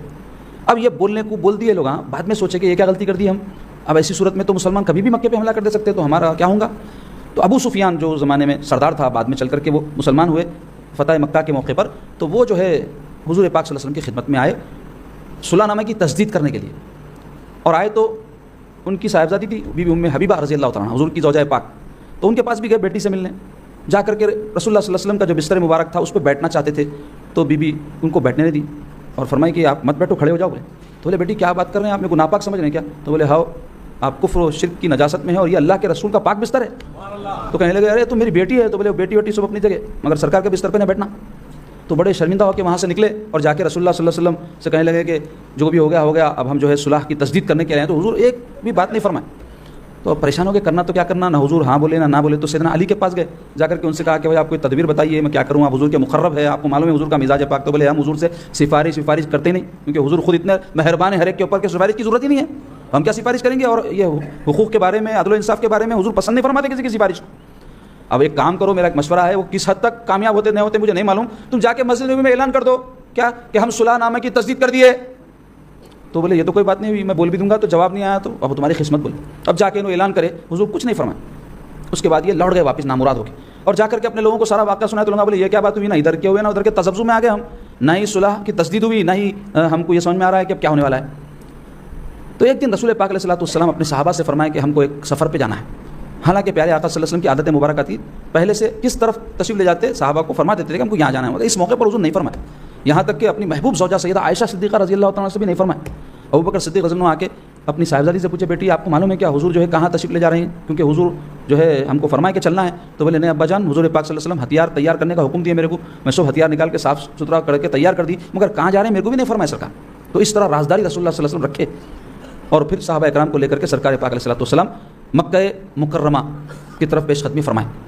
یہاں تک کہ عین مکہ مکرمہ کے قریب مرو الظہران ایک مقام ہے, وہاں تک سرکار اپنے لشکر کے ساتھ پہنچ گئے.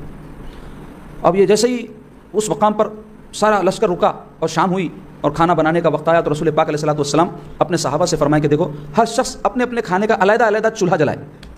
حالانکہ 50 آدمی 100 آدمی 200 آدمی 500 آدمی کبھی ایک ہی کھانا پک سکتا ہے ایک ہی چولہے پہ, مگر حضور کیا فرمائے ہر کوئی اپنا اپنا علیحدہ چولہا جلائے. تو بڑا میدان تھا, اس میں 10,000 چولہے جلے. تو اب یہ جو جاسوس تھے کفار کے, جب دیکھے 10,000 رات کے وقت میں کہیں بھی پہاڑوں میں کھلی جگہ پہ کچھ آگ واگ جلی تو کیسا دکھ کیا تھی, تو دیکھتے ہی پریشان ہو کے بولے یہ کون سا قبیلہ ہے کہ اتنے افراد ہیں ان کے پاس کہ سارا میدان بھر گیا جہاں تک نگاہ جاری. تو کوئی کچھ کہنے لگے فلاں قبیلہ ہے فلاں قبیلہ ہے. تو کہنے لگے کوئی قبیلے کے پاس اتنے افراد نہیں ہیں جتنے جو ہے یہ چولہے. تو ان کے اوپر ایک ہیبت طاری ہوگی. مختصر یہ کہ پیارے آقا علیہ الصلوۃ والسلام اس کے بعد جو ہے پیش رفت فرمائے. تو اس اسنا میں حضرت عباس بن عبد المطلب جو سرکار کے چچا ہیں, وہ ابو سفیان کو اور بدیل ابن ورقہ اور حکیم ابن حزام یہ سارے جو ہے سردار تھے اپنے اپنے، ان کو لے کر کے حضور پاک صلی اللہ علیہ وسلم کی خدمت میں آئے، اور اس وقت ابو سفیان با دل ناخواستہ داخل اسلام تو ہو گئے۔ پھر بعد میں ان کے جو اعتراض وغیرہ تھے وہ یہ بتاتے ہیں کہ اس وقت ان کے دل میں اسلام راسخ نہیں ہوا تھا، لیکن علماء کہتے ہیں بعد میں چل کر کے اسلام ان کے دل میں راسخ ہوا، اور کئی جنگوں میں حضور کے ساتھ شریک بھی رہے اور زخمی بھی ہوئے اور اسلام کی جو ہے خدمت بھی کی ہے۔ تو خیر یہ ان کے ایمان کا معاملہ ہے، اس کے بارے میں بھی آج کل لوگ بہت باتیں کر رہے ہیں۔ یاد رکھو یہ جو ایمان کی باتیں ہیں یا دل کی باتیں ہیں، کبھی بھی اس کے بارے میں اپنی رائے نہیں دینا، کیونکہ ایک جنگ کے موقع پر ایک صحابی سرکار کے ایک کافر کو کلمہ پڑھے بعد بھی مار دیے تھے۔ تو جب واپس آئے اور صحابہ سنائے کہ یا رسول اللہ ایسے ایسے ایک شخص کو حضرت فلاں صحابی انہیں کلمہ پورا لا الہ الا اللہ محمد رسول اللہ مار دیے، حضور پوچھے ان سے کیوں ایسا کرے؟ تو بولے یا رسول اللہ انہیں ڈر کے موت کے کلمہ پڑھا تھا، دل سے نہیں پڑھا تھا۔ تو سرکار کیا فرمائے معلوم؟ تم اس کے دل میں گھس کے دیکھے کیا فرمائے۔ تو ایمان کا معاملہ اللہ کے اور بندے کے بیچ میں ہے بھائی، آپ کہیں کو جا رہے ہیں، آپ کیوں اپنا ایمان خراب کر لے رہے ہیں سے باتیں کر کے کسی کو کافر بول دینا؟ حدیث میں آیا ہے بہت بڑا جرم ہے کہ اگر وہ کافر نہیں ہے تو پلٹ کے وہ کفر آپ کے اوپر آ جاتا، حدیث میں ہے، یہ مفہوم بیان کروں میں۔ تو بہرحال اس سے احتیاط کرنا، اللہ ہم سب کو نیک توفیق عطا فرمائے۔ تو سرکار پاک علیہ الصلوۃ والسلام اپنے پورے جاہ و جلال کے ساتھ جب مکہ مکرمہ میں رونق افروز ہوئے تو کسی کی ہمت نہیں ہو سکی کہ حضور پاک صلی اللہ علیہ وسلم کے مقابلے پر آ سکے۔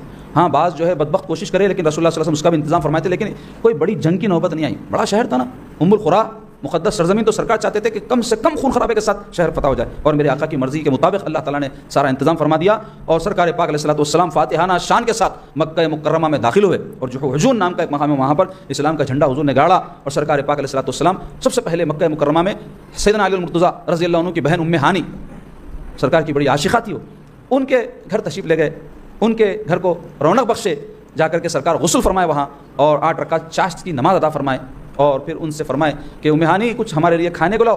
کیا سادگی تھی میرے سرکار کی، قربان جاؤ۔ تو ام ہانی خوشی سے بھاگی، مگر اس وقت حالت یہ تھا کہ ان کے گھر میں کھانے کے لیے سوائے روٹی کے کچھ بھی نہیں تھا، تو جو تھا ماں حاضر سرکار کی خدمت میں لا دی۔ تو میرے آقا کے قربان جاؤ حضور پوچھے ام ہانی گھر میں سرکہ نہیں ہے؟ تو بولے یا رسول اللہ ہے، تو بولے فوری لاؤ سرکہ۔ سرکہ بھی کتنا اچھا سالہ نے فرمایا، ان کی دلجوئی فرما دیے، اور سرکے سے سرکار تناول فرما لیے روٹی۔ حدیث شریف میں آیا سرکار پاک صلی اللہ علیہ وسلم کبھی کھانے میں عیب نہیں نکالتے، خدمت میں جو کچھ حاضر کیا جاتا پسند ہوتا تناول فرماتے، پسند نہ ہوتا چھوڑ دیتے، لیکن کبھی نہیں بولتے ایسا بنا ویسا بنا۔ کتنے جاہل مردان ہیں ہمارے گھروں میں، کئی میرے پاس ہماری بہنیں آ کے شکایت کرتے اپنے شوہروں کی، حضرت کیا بولنا، ذرا نمک مرچی آگے ہو گیا پورا گھر سر پہ اٹھا لیتے، پلیٹاں اٹھا کے پھینک دیتے، گالی گلوچ کر دیتے، اور یہ کئی کو ہوتا زیادہ تر معلوم آپ کو چٹوری زبان رہی تو ہوتا، جو آدمی گھروں میں کھانے کا عادی رہتا، جو پکا الحمدللہ بولتا، شکر گزاری رہتی طبیعت۔ آج کل کیا ہو گیا، یہ ہوٹل گشتیاں ہو رہے نا، تو اس میں جو مزے زبانوں کو لگے ہوئے گھر کے کھانے اچھے نہیں دکھتے ویسے لوگ، مگر اس کا نتیجہ کیا ہو رہا بولتے بڑی بڑی بیماریوں میں لوگ مبتلا ہو جا رہے ہیں جو باہر کے کھانے کھاتے نا۔ تو اس کے اندر جو ہے ڈاکٹراں بول رہے ہیں کہ حیدرآباد میں جو شوگر کی بیماری اور کینسر کی بیماری عام ہو رہی ہے، اس کی ایک بہت بڑی وجہ ہے کہ حیدرآباد کے کھانے صحیح نہیں رہ رہے ہیں اور وقت صحیح نہیں رہ رہا کھانے کا۔ تو کھانے صحیح نہیں بول تو دعوتوں میں جو ہم کھانے کھاتے آپ بول رہے ہیں کہ صحیح کیسا نہ رہتے، صحیح صحت کے حوالے سے نہ رہتے، مزے کے حوالے سے بہت اچھے رہتے ہوں گے۔ تو ہر چیز جو مزہ دے ضروری نہیں ہے کہ صحت بخش بھی ہو۔ تو جو ہمارے دعوتوں میں کھانے بنتے ہیں کیسے مرغن رہتے جی، کوئی ایک چیز کھا سکتے خالی آپ اگر صحت اچھی رہنا ہے، اگر 2-3 چیزیں کھا رہے ہیں تو سمجھو بیماری کو دعوت دیں۔ اچھا پکاتا ہوں گا مزے کا پکاتا، ہر چیز مزے کی نہیں تو کیا صحت کو فائدہ ہوتا ہے کیا اس سے؟ مگر جو ماہرین ہیں وہ کیا بولتے ہیں، جو چیز بھی زبان کو مزہ دیتی کہتے ہیں، پیٹ پہ وزن دیتی کہتے ہیں، پیٹ کو نقصان پہنچاتی کہتے ہیں، مزیدار چیز۔ تو اس واسطے سیدھے سادے کھانے گھروں میں جو بنتے، تو کئی کو نہیں کھا رہے، بنڈیوں پہ کھانے کی عادت، ہوٹلوں میں کھانے کی عادت، دعوتوں میں کھانے کی۔ کئی تو ایسے بدبخت ہو گئے لوگ، دعوت نہیں بھی رہی تو چلے یار دوست کے ساتھ چلے، کیا بولتے ہو، دوست کے دوست کی دعوت ہے چلے یار، جائز نہیں ہے۔ میزبان جب تک آپ کو مدعو نہیں کرا نہیں جا سکتے۔ ہاں اگر میزبان کسی کو مدعو کیا، اس کو پرمیشن دیا، آپ کسی کو لاؤ بولے تو انہیں آپ کو طفیلی لے کے چلے گئے تو آپ چلے جا سکتے، لیکن ایسا کسی کی بھی دعوت میں برا نہیں سمجھ نہیں کھا جا رہے، تو ایسا بھی کیا کھانے پہ پڑے ہوئے بھائی، دین خراب ہو رہا، صحت خراب ہو رہی، اخلاق خراب، وقت خراب ہو رہا۔ حیدرآباد کی دعوت نے اللہ کی پناہ 10:30-11 بجے سے پہلے چھڑی کا بچہ نظر نہیں آتا، کوئی چلے گا تو اس کو دیوانہ سمجھتے، الٹا ہو گیا معاملہ، وقت پہ آیا سو والا دیوانہ ہو گیا۔ اور یہ دیوانے جو 11-12 بجے جا رہے ہیں، وہ لوگ بڑے سمجھدار کرتے ہیں، پورے کام واما ختم کر کے فرصت کے واسطے آئے انہوں، کیا افسوس کا مقام ہے، اس کی وجہ سے کیا کیا نقصانات ہو رہے ہیں آپ اندازہ بھی نہیں کرتے۔ اللہ ایسی چیزوں سے، ایسے ماحول سے ہم کو محفوظ رکھے۔ بہرحال میرے پیارے آقا صلی اللہ علیہ وسلم اس کے بعد کعبۃ اللہ شریف میں داخل ہوئے، حرم میں داخل ہوئے، اور وہاں جو ہے 360 بت رکھے ہوئے تھے، اور میرے آقا صلی اللہ علیہ وسلم اندر تشریف لے جانے کے بعد اپنے عصا مبارک سے ایک بت کو دھکا دیتے جاتے اور فرماتے قل جاء الحق وزهق الباطل ان الباطل كان زهوقا، فرما دیجئے جاء الحق، حق آیا، وزهق الباطل، اور باطل مٹ گیا، ان الباطل كان زهوقا، باطل ہوتا ہی مٹنے کے لیے، کیا ٹک سکتا حق کے سامنے؟ مگر اب کا باطل نہیں مٹ رہا نا، کیوں بولتے ادھر حق نہیں ہے، یعنی ہم حق پہ جو رہنا ہے، جیسا حق کے لیے جیسے لوگ درکار ہیں ویسے نہیں ہونے سے لوگ ہمارے پر حاوی ہے، ورنہ اگر ہمارا ایمان صحیح ہو، تعلق رسول اللہ صلی اللہ علیہ وسلم سے سچا ہو، سچی محبت حضور کی سینوں میں ہو، تو کون ٹک سکتا جی؟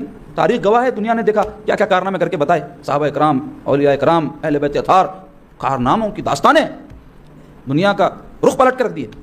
تو مختصر یہ کہ بعض بت بڑے اونچے اونچے تھے تو سرکار پاک صلی اللہ علیہ وسلم حضرت علی رضی اللہ عنہ کو اٹھا کے فرمائے تم ان کو گراؤ. پھر کعبۃ اللہ شریف کے اندر داخل ہوئے تو سرکار ملاحظہ فرمائے فوٹوਆਂ بنا کے رکھے تھے, تصویریں پورے اندر. تو حضور پاک صلی اللہ علیہ وسلم اس کو رنگ منگا کے لیپ دیے, بولے اللہ جو ہے لعنت کرے ان پر جو حضرت ابراہیم علیہ السلام کے ہاتھ میں تیرہ اتار دیتے تھے, ان کی تصویر اتار کے. تو وہ جو بھی شرک میں کفر میں مبتلا تھے, عجیب عجیب حرکتیں کرے تھے, بہرحال کعبۃ اللہ شریف پاک و صاف ہو گیا. اب یہ ہو گیا. اس کے بعد جو کعبے کے مجرم تھے, مکے میں جو مجرمین تھے جنہوں نے 13 سال تک سرکار پاک صلی اللہ علیہ وسلم کے اعلان نبوت کے بعد ستایا تھا, ایذائیں پہنچائی تھی, تکلیف دی تھی, کانٹے بچھائے تھے, گالیاں دیے تھے, کیا کیا کرے بدبخت, سب اس کی تفصیل ہے, حدیثوں میں ہے, قرآن میں ہے. اللہ تعالیٰ ان کی بدبختیوں کا ذکر فرمائے. تو اللہ کے حبیب صلی اللہ علیہ وسلم کو, سرکار کے گھر والوں کو, حضور کے صحابہ کو کیسا کیسا نہیں ستا ہے, کیا کیا جرم ہے. بہت بڑی داستان تھی جرموں کی, اور وہ تقاضا کر رہی تھی کہ سوائے قتل کے ان کی کوئی سزا نہیں. وہ سارے جو ہے مجرم سرکار پاک صلی اللہ علیہ وسلم کے سامنے گردن جھکائے ہوئے کھڑے ہوئے تھے, اور بس ایک اشارے کی دیر تھی کہ ان کی گردنیں تن سے جدا ہو سکتی تھی. حضور پاک علیہ الصلوۃ والسلام ان سب کے سامنے تشریف لے گئے اور ارشاد فرمائے تم کیا توقع کرتے ہو. تو سارے کہنے لگے آپ کریم ابن کریم ابن کریم ہیں, یعنی دشمن کو بھی میرے سرکار سے کیسی امید اور آس تھی, آپ اندازہ لگاؤ. تو سرکار پاک علیہ الصلوۃ والسلام ارشاد فرمائے میں آج تم سب سے وہی کہوں گا جو یوسف علیہ السلام نے اپنے بھائیوں سے کہا تھا, لا تثریب علیکم اليوم فاذهبوا وانتم الطلقاء. کیا فرمایا تھا یوسف علیہ السلام, لا تثریب علیکم, تم پر آج کوئی پکڑ نہیں ہے, جاؤ تم سب آزاد ہو. تو جب میرے سرکار یہ ارشاد فرمائے تو وہ مجرم میں کئی ایسے تھے جو اسی وقت کلمہ پڑھ کے مسلمان.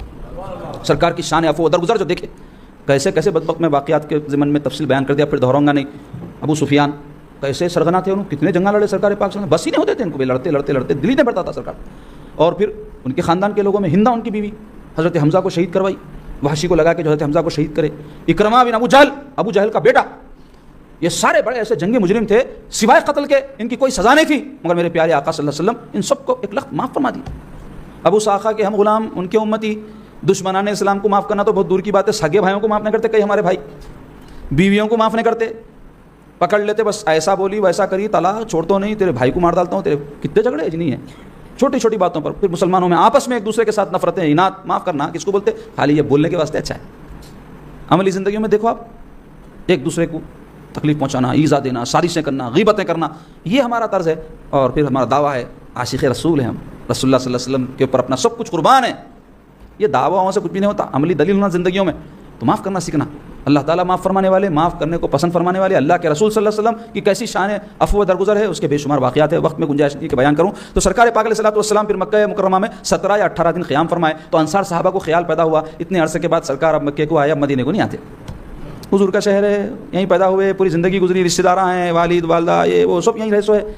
اللہ لا اقسم بہذا البلد, قسم کھا رہے ہیں اس شہر کی, ایسا مقدس شہر ہے. تو اب سرکار نہیں آتے, ایسا خیال پیدا ہوا. حضور کو معلوم ہوگا, اندازہ کر لیا حضور ان کا یہ خیال پیدا ہوا. تو سرکار پاک صلی اللہ علیہ وسلم ان کو بلایا, انصار کو بلائے, فرمایا کہ دیکھو تم فکر مت کرو, میں جو ہے تمہارے ساتھ جیوں گا اور میرا مرنا بھی تمہارے ساتھ ہوں گا. تو یہ جو بشارت سرکار ان کو دیے, تو انصار بولے یا رسول اللہ اس سے بڑی اب کوئی دولت نہیں ہمارے لیے.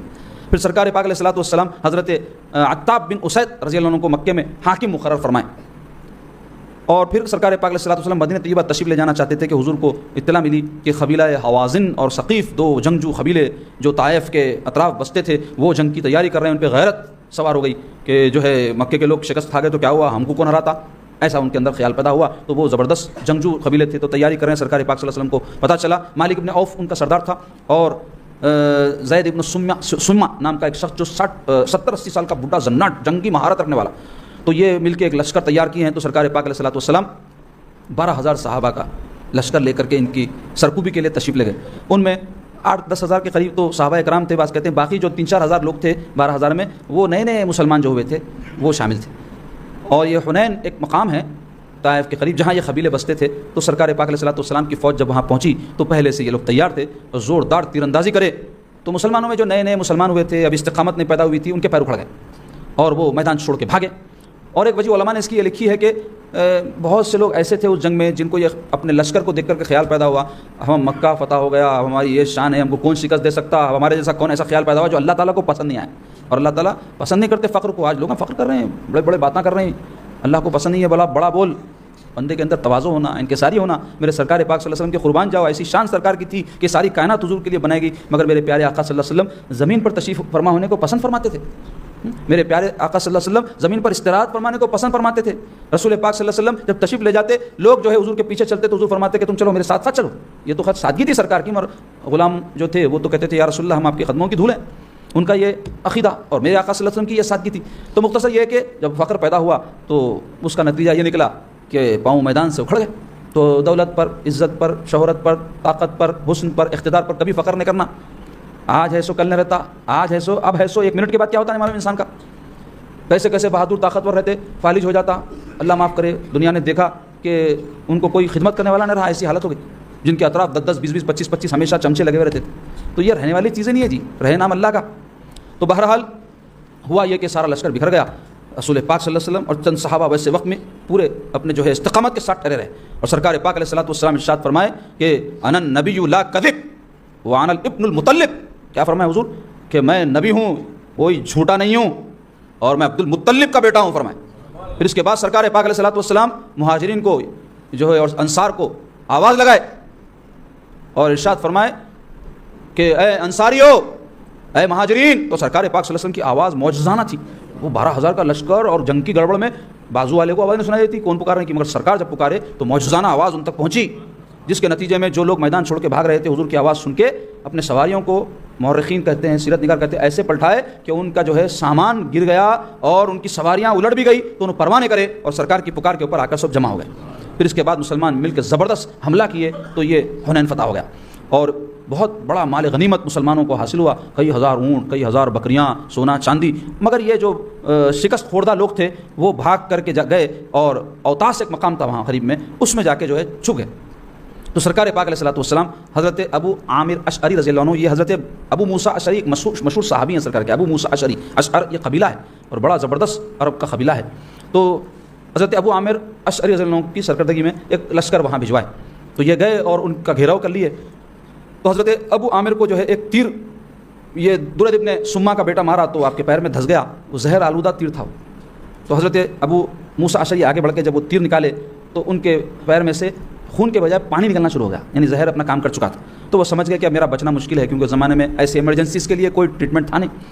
تو آپ کیا کہیں معلوم آپ کو کہ ابو موسیٰ جاؤ اور رسول اللہ صلی اللہ علیہ وسلم کی خدمت اقدس میں میرا سلام عرض کرو اور پیارے آقا علیہ الصلوۃ والسلام سے سارا واقعہ بیان کرو اور کہو کہ اب میرا آخری وقت ہے، یا رسول اللہ میرے حق میں دعا فرما دیں. وسا اپنی جان دے رہے ہیں حضور پہ، اپنی جان قربان اور نثار کر رہے ہیں، اور ویسے وقت میں بھی سرکار کی دعا کی آرزو اور تمنا دل میں لیے ہوئے.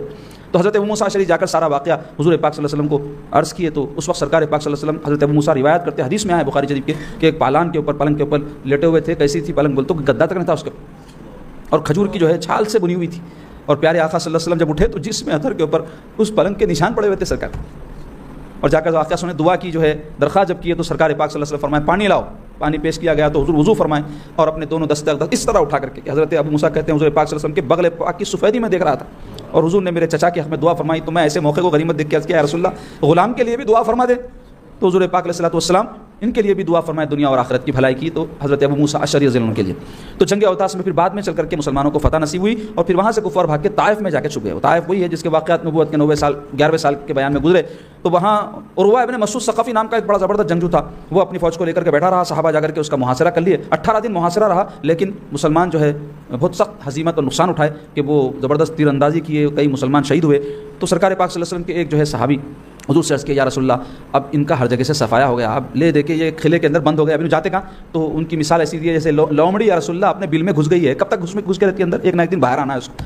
تو حضور جو سمجھ گئے کہ یہ محاصرے کو ختم کرنے کے لیے یہ عرض کر رہے ہیں. تو حضور پاک صلی اللہ علیہ وسلم فرمایا ٹھیک ہے محاصرے کو ختم کر دو. اور وہاں سے مدینہ طیبہ کے لیے تشریف لے جانے سے پہلے جو ارانہ ایک مقام ہے جہاں سے عمرہ کرتے لوگ گئے، تو وہاں جو ہے ایک بڑا میدان تھا، اس میں یہ سارا مال غنیمت رکھ کے سرکار پاک صلی اللہ علیہ وسلم تالیف قلب کہتے ہیں کسی کے دل کو لبھانے کے لیے اس کے ساتھ کچھ سلوک کرنا. تو تالیف قلب کے لیے جو نئے نئے مسلمان ہوئے تھے ان کو جو ہے عنایت فرمانے لگے، کسی کو 100 اونٹ، کسی کو 200 اونٹ، کسی کو چاندی، کسی کو سونا، یہ تقسیم کرنے لگے. تو انصار میں سے بعض نوجوان قسم کے جو انصار تھے مدینے کے، ان میں سے کچھ نے کہا کہ دیکھو بھائی جب جنگ لڑنے کی بات آتی تو ہم کو یاد کرا جاتا ہے پہلے، اور جب مال بانٹنے کی بات آتی تو دوسروں کو دیا جا رہا اور مکے کے لوگوں کو بانٹا جا رہا، ایسا خیال پیدا ہوا ان کو اور بول بھی دیے.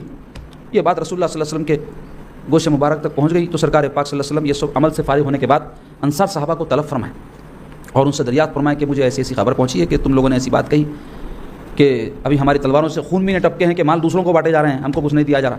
تو سرکار پاک صلی اللہ علیہ وسلم سے وہ انصار جو صحابہ سردار تھے کہنے لگے یا رسول اللہ ہم سرداروں میں سے تو کوئی ایسی بات نہیں کیا اور ہم کیسے کر سکتے، ہمارے بعض نوجوانوں میں ایسی بات کہہ دی ہو کہ جس کے لیے ہم سرکار کی بارگاہ میں معذرت خواہی کرتے ہیں۔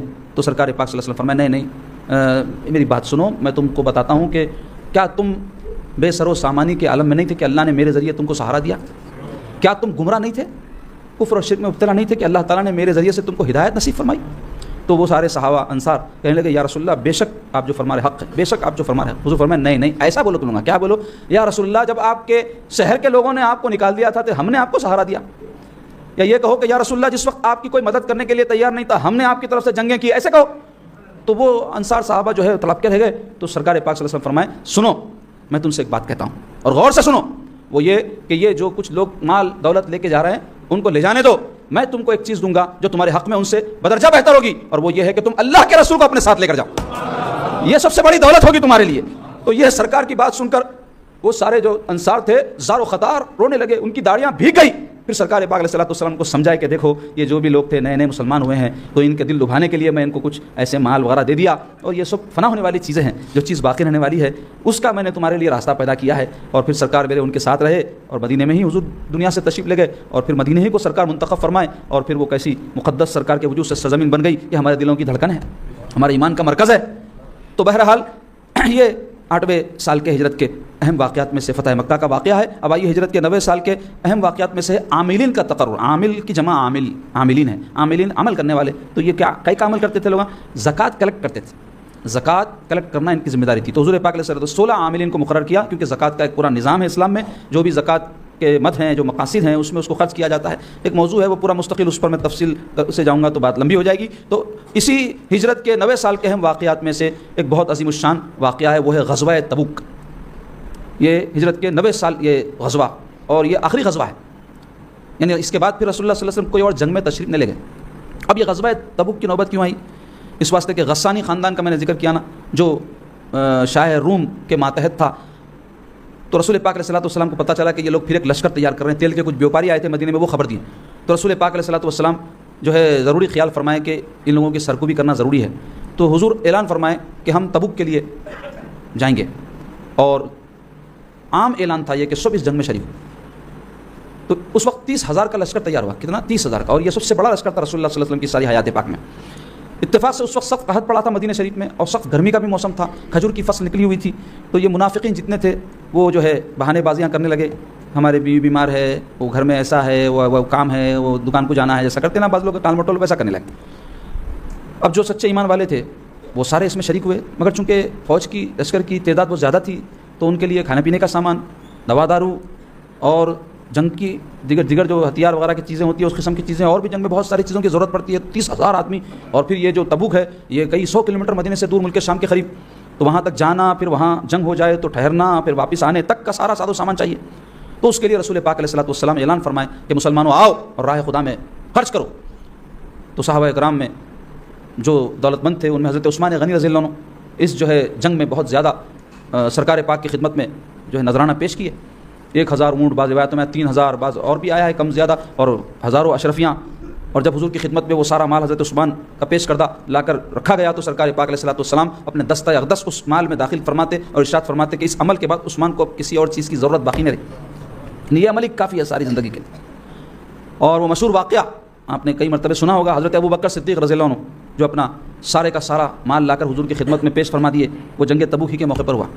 اسی موقع پر حضرت عمر نے کہا تھا کہ عمر ابوبکر کا کبھی مقابلہ نہیں کر سکتا، کیونکہ اس وقت وہ مقدار مال زیادہ لے کر کے آئے تھے، آدھا لائے تھے، اور وہ مال حضرت ابوبکر کے مال کی مقدار سے زیادہ تھا، کیونکہ ابوبکر صدیق جو ہے مکے میں رہنے تک بھی غلاموں کو مسلمان جو ہوئے تھے خرید کے آزاد کرتے تھے، اور پھر مسجد نبوی کے لیے بھی تعمیر کے واسطے آپ کافی جو وہاں سے رقم لائے تھے وہ خرچ کیے تھے، تو آپ کے پاس اب کچھ زیادہ مال رہا نہیں تھا، لیکن مقدار مال اس وقت نہیں دیکھی گئی، ان کا اخلاص، ان کی نیت دیکھی گئی۔ ایک صحابی تو بیچارے مزدوری کرتے تھے، ان کو اس دن مزدوری کے لیے جو کھجور ملے 2 کلو وہ لا کر کے سرکار کی خدمت میں پیش کیے، تو پیارے آقا صلی اللہ علیہ وسلم اس کو ایسا شرف قبولیت عطا فرمائے کہ سونے چاندی کے ڈھگار کے اوپر اس کو رکھ دیا۔ اس سے کیا پتہ چلا؟ اللہ اور اللہ کے رسول کے پاس نیتیں دیکھی جاتی ہے، کوالٹی دیکھی جاتی ہے، کوانٹٹی نہیں دیکھی جاتی۔ تو اس لیے اپنی نیتوں میں ہم کو اخلاص پیدا کرنے کی ضرورت ہے۔ یہ جتنے ہم دکھاوے کے، تصنع کے، نمائش کے کام کرتے ہیں نا، یہ سب غارت جانے والے۔ اللہ اس کے رسول کے بعد اخلاص کے ساتھ اگر کوئی چھوٹا سا دانہ بھی پیش کرے تو اس کو اللہ اس کے رسول قبول فرماتے ہیں۔ اس لیے ہمیشہ پہلے اپنی نیت صحیح کرنا کسی بھی کام میں، نماز پڑھنے میں، روزہ رکھنے میں، صدقہ کرنے میں، خیرات کرنے میں، تو خود بخود ہی یہ سب تصنع، بناوٹ، ریاکاری کے کام ختم ہوتے جاتے ہیں. پھر دلوں کا حال اللہ جانے کس کے دل میں کیا ہے، اللہ ہم سب کو مخلص بنائے. تو مختصر یہ کہ یہ جو لشکر تھا 30,000 کا، اس کو لے کر کے جب سرکار نکلے، منافقین تو بہانے کر کے بچ گئے اور شریک نہیں ہوئے. اسی اسنا میں بعض منافقین کیا کیے کہ ایک جو ہے عبادت گاہ بنائے اور آ کے رسول اللہ صلی اللہ علیہ وسلم سے کہنے لگے یا رسول اللہ ہم میں بعض ضعیف لوگ ہیں، بعض اندھے ہیں، کمزور ہے، مسجد نبوی تک آنا نہیں ہو رہا، ہم لوگ ایک محلے میں مسجد بنا لیے، آپ تشریف لائیے، خدم رنجائی فرمائیے اور وہاں 2 رکعت نماز پڑھا دیے تاکہ ہم آگے اپن خود نماز پڑھ لیں گے. تو وہ ایک اڈا بنائے تھے، وہ لوگ میٹنگاں کرنے، اپنے سازشاں کرنے. رسول اللہ صلی اللہ علیہ وسلم کے منافق جو تھے نا، پورے ایک مزاج کے، وہاں ملیں گے اپن، اس کے لیے کیسا کرنا مسلمانوں کو معلوم نہیں ہونا تھا، مسجد ہے بولو. تو اس کا نام ہے مسجد زرار، قرآن میں اس کا ذکر آیا ہے. تو رسول اللہ صلی اللہ علیہ وسلم کو جب انہوں نے یہ کہا تو حضور جو ہے اس وقت تبوک کے لیے تشریف لے جا رہے تھے، وہی نازل ہوئی کہ یا رسول اللہ یہ جو ہے مسجد نہیں ہے بلکہ یہ جو ہے منافقت کا اڈا ہے. تو حضور اس وقت مناسب خیال نہیں فرمایا کہ کچھ فیصلہ فرما دیں. ارشاد فرمایا کہ ابھی میں جنگ کے لیے جا رہا ہوں، واپس جب آؤں گا تو پھر تمہارے بارے میں بات کروں گا، یہ کہہ کر تشریف لے گئے. اور واپس آنے کے بعد سرکار پاک صلی اللہ علیہ وسلم اس جو ہے فتنہ پروری کے اڈے کو اللہ کے حکم سے جو ہے توڑوا دیے اور کچرا کنڈی بنا دیا اس کو. تو ایسا ہر زمانے میں مسجد زرارہ بنتے رہتے. آج بھی کئی منافق قسم کے ہیں، بظاہر ایسا بتاتے مسلمان ہیں لیکن ہمیشہ ان کے کام ایسے رہتے ہیں، امت کو توڑتے رہتے. نام کیا لیتے قرآن، نام کیا لیتے حدیث، نام کیا لیتے توحید، نام کیا لیتے بدعت چھڑا رہے ہیں، مگر منافقت ہے یہ، امت کو توڑ رہے ہیں. کیا بولے تو اللہ کو ماننا، رسول کو ماننا، یہ سب امام و اماموں کو نہیں ماننا، کوئی بزرگ نہیں، اللہ بزرگ. ارے بھائی یہ تو دھوکہ دے رہے تم. اللہ بزرگ، رسول بزرگ، مسلمان مانا نہیں تو انہیں مومن کا مسلمان ہوتا کا جی، سبھی مسلمان مانتے. لیکن اللہ رسول کی بزرگی سمجھے کس سے؟ ہم صحابہ سے سمجھے، اہل بیت سے سمجھے، اولیاء اللہ سے سمجھے، ائمہ مجتہدین سے سمجھے، بزرگان دین سے، علماء سے سمجھ رہے ہیں. وہ تو ہر زمانے میں ضرورت ہے. تو ان کی بزرگی نہیں مانے تو اللہ رسول کی بزرگی کہاں سے مانتے؟ اللہ رسول کی بزرگی ماننے کی علامت یہ ہے کہ جو بزرگ اللہ نے جن کو بنایا ان کی عظمت کے بھی قائل ہوں. تو مختصر یہ کہ جنگ کے لیے سرکار پاک صلی اللہ علیہ وسلم تشریف لے گئے. تو اس موقع پر صحابہ اکرام میں بعض مخلص 5 صحابہ ایسے تھے کہ جو کوئی مجبوری نہیں تھی مگر شریک نہیں ہوئے اور ان کا عذر شرعی کوئی عذر نہیں تھا، بس سستی کاہلی کی وجہ سے شریک نہیں ہوئے. 3 تو ایسے تھے جو بالکل ہی شریک نہیں ہوئے، 2 ایسے تھے شروع میں شریک نہیں ہوئے، بعد میں شریک ہو گئے جا کے. ان میں ایک تھے ابو ذر غفاری، دوسرے ابو خیثمہ رضی اللہ عنہ. حضرت ابو ذر غفاری رضی اللہ عنہ ابتدا سے شریک اس واسطے نہیں ہوئے جنگ میں کہ آپ تیاری کر لیتے پوری، مگر آپ کی جو سواری تھی وہ ذرا کمزور تھی. تو لشکر آگے نکل گیا، وہ سواری لے کے جا رہے ہیں، ہلو چل رہی ہے، ہکال رہے ہیں، جاری نہیں. اب ایسے جید تھے انہوں شروع سے حضرت ابو ذر غفاری رضی اللہ عنہ کسی کو نہیں مانتے تھے. تو کیا کرے معلوم آپ کو، جو سواری کے اوپر سامان لاتے نا، بہت رہتا نا بھائی، جانور کے اوپر جتنا سامان لاتے انسان اٹھا سکتا کیا؟ اونٹ کے اوپر لاتے یا پھر گھوڑے پہ لاتے، بہت رہتا سامان. ان کا جوش ایمانی دیکھو، سواری کو مارے لات، سامان پیٹھ پہ ڈال کے نکل گئے. جب لشکر آگے بڑھا، ایک مقام پر رسول اللہ صلی اللہ علیہ وسلم ٹھہرے ہوئے تھے، تو دور ریت کے میدان میں سے کوئی آتے ہوئے دکھ رہے. تو صحابہ دور سے دیکھے، ایسا دیکھے تو سرکار سے عرض کیا یا رسول اللہ کون ہے کہ وہ دور سے اتنے سر کے دکھ رہے ہیں، آ رہے ہیں. تو میرے آقا صلی اللہ علیہ وسلم بغیر کے فرمائے ابو ذر ہے، فرمائے ابو ذر ہے. وہ پہنچے سرکار کی خدمت میں. تو حضور فرمائے ان کے بارے میں، یہ ابو ذر وہ ہے اکیلا رہیں گا زندگی میں. ان کے حق بہت بولتے تھے نا، تو ویسے لوگوں کی دھمتی نے دوسروں سے، اکیلا جیے گا، اکیلا مرے گا اور اکیلا قیامت کے دن اٹھے گا. فرمائے شان ہے ان کے. ابو ذر غفاری رضی اللہ عنہ قبیلہ غفار کے فرد، یہ بڑے جید تھے. تو واقعی میں ایسی ہوا آخری عمر میں جب دیکھے لوگوں میں دولت کا بہت نشہ چڑھ گیا، بہت پیسہ آ رہا، تو آپ پسند نہیں کرتے تھے، چھوڑ کے جا کے ربضہ بلکہ گاؤں تھا مدینے کے قریب، مارے گئے. بولے میں نہیں رہتا ایسے ماحول میں، میرے سرکار کیسی سادگی کی زندگی گزارے، کیسی مشقت کی زندگی گزارے اور آج تم لوگ مزے میں ہو. بولے حالانکہ شریعت میں جائز ہے نا بھائی، اچھا کھانا اچھا پینا منع نہیں. ان کا معیار اتنا بلند تھا، برداشت نہیں کر سکے.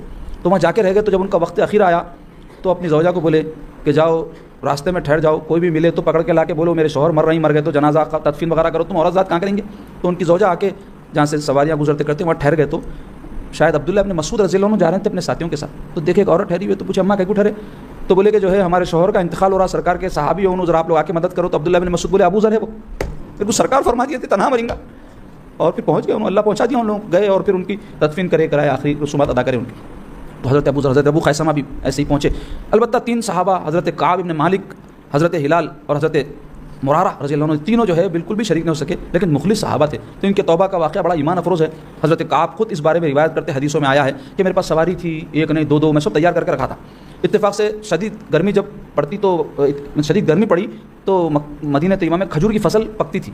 تو انہوں سوچے کہ بھائی کھجور کی فصل پک رہی تو اب دیکھیں گے تھوڑا مال وال جمع کر لے کے جائیں گے. ایسا ایک دن نکلتے گیا، میرے پاس اچھی سواری ہے، میں جا کے جوائن کر لوں گا. ایسا سوچتے رہے، قافلہ اتنا آگے نکل گیا کہ اب جا کے جوائن کرنا مشکل ہو گیا. تو ان کو خیال آیا میں کیا غلطی کر دیا. پھر سرکار پاک صلی اللہ علیہ وسلم تشریف لائے کئی دنوں کے بعد میں جب اس جنگ سے. تو منافقین تو جا کے جھوٹے باتیں کرنے لگے، کوئی کچھ کر رہا. تو ان کو خیال آیا میں بھی جاتا ہوں سرکار کے پاس اور حضور پیش کرتا ہوں. تو کوئی مشورہ دیا تم بھی کچھ بھی بہانہ کر دو ہوگا. تو انہوں نے بولے نہیں، میں کوئی دنیا کے آدمی کے ساتھ تو بہانہ کر سکتا ہوں، سرکار سے کیسا بہانہ کروں گا میں؟ جو میں کرا وہ بولتا ہوں سرکار کو. تو جا کے بولے یا رسول اللہ کوئی مجبوری نہیں تھی میرے کو، میرا نفس میرے کو آگے بڑھنے نہیں دیا یا رسول اللہ. تو سرکار پاک صلی اللہ علیہ وسلم سنتے جو ہے فرمائے کہ ٹھیک ہے اب یہ معاملہ اللہ کے حوالے, اور اپنا رخ انور پھیر لیے سرکار اس سے. توبہ کرنے کا ان کو اشارہ ہوا. تو یہ گئے 50 یا 40 یا 50 دن آیا روایتوں میں, کوئی صحابی ان سے بات نہیں کرے, ان کا مقاطعہ کر دی.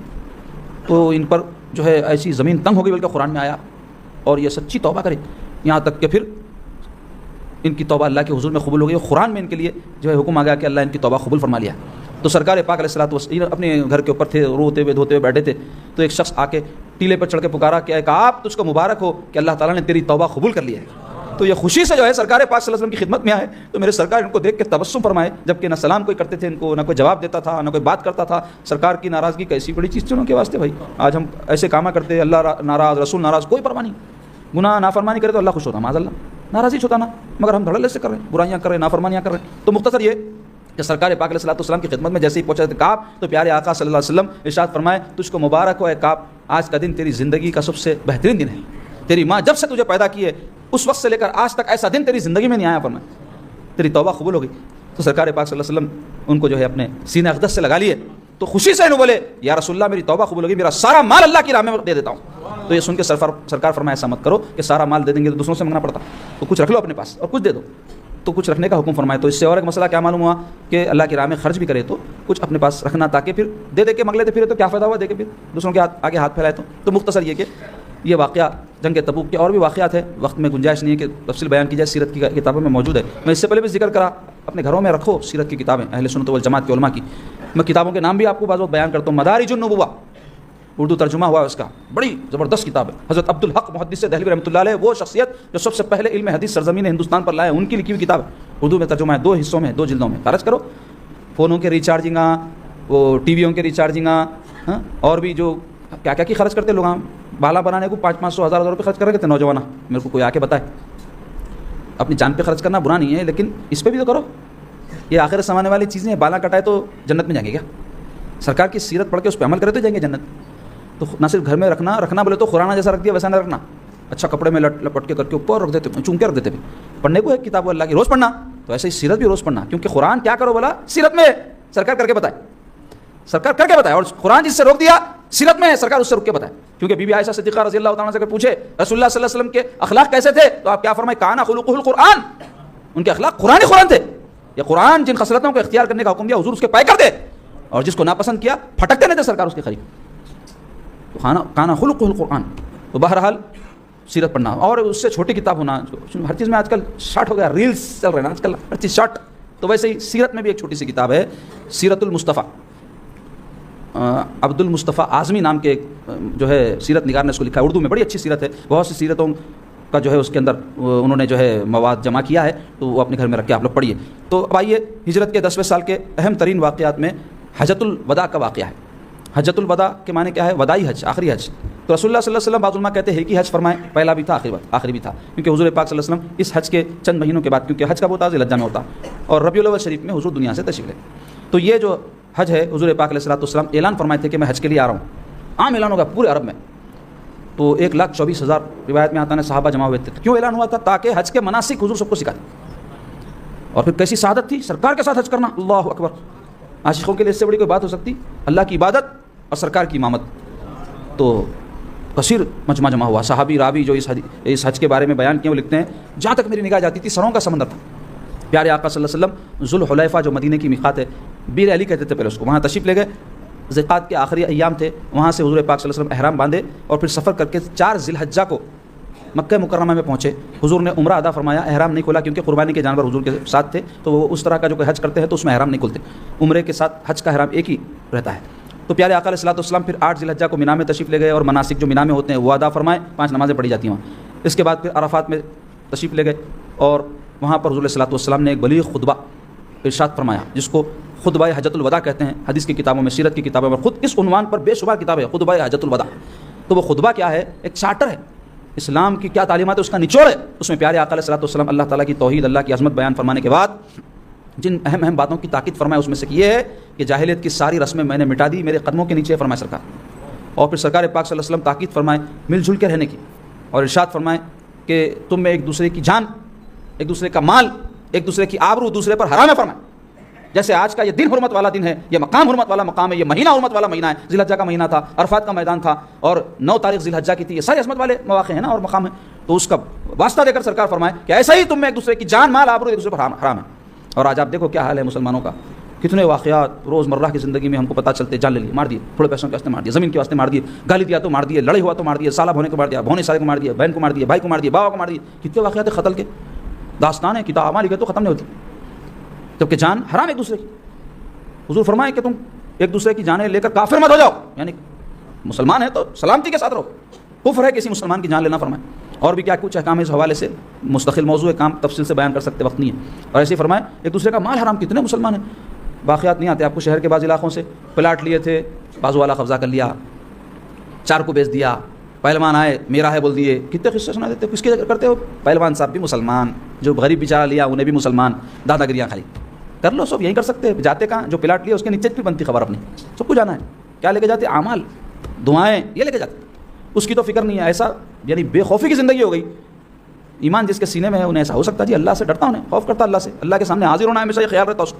تو مختصر یہ کہ جان بھی لیتے، مال بھی کھا جاتے، کتنے دھوکہ دے کے کھا جاتے، بےمانی کر کے ظلم کر کے کھا جاتے.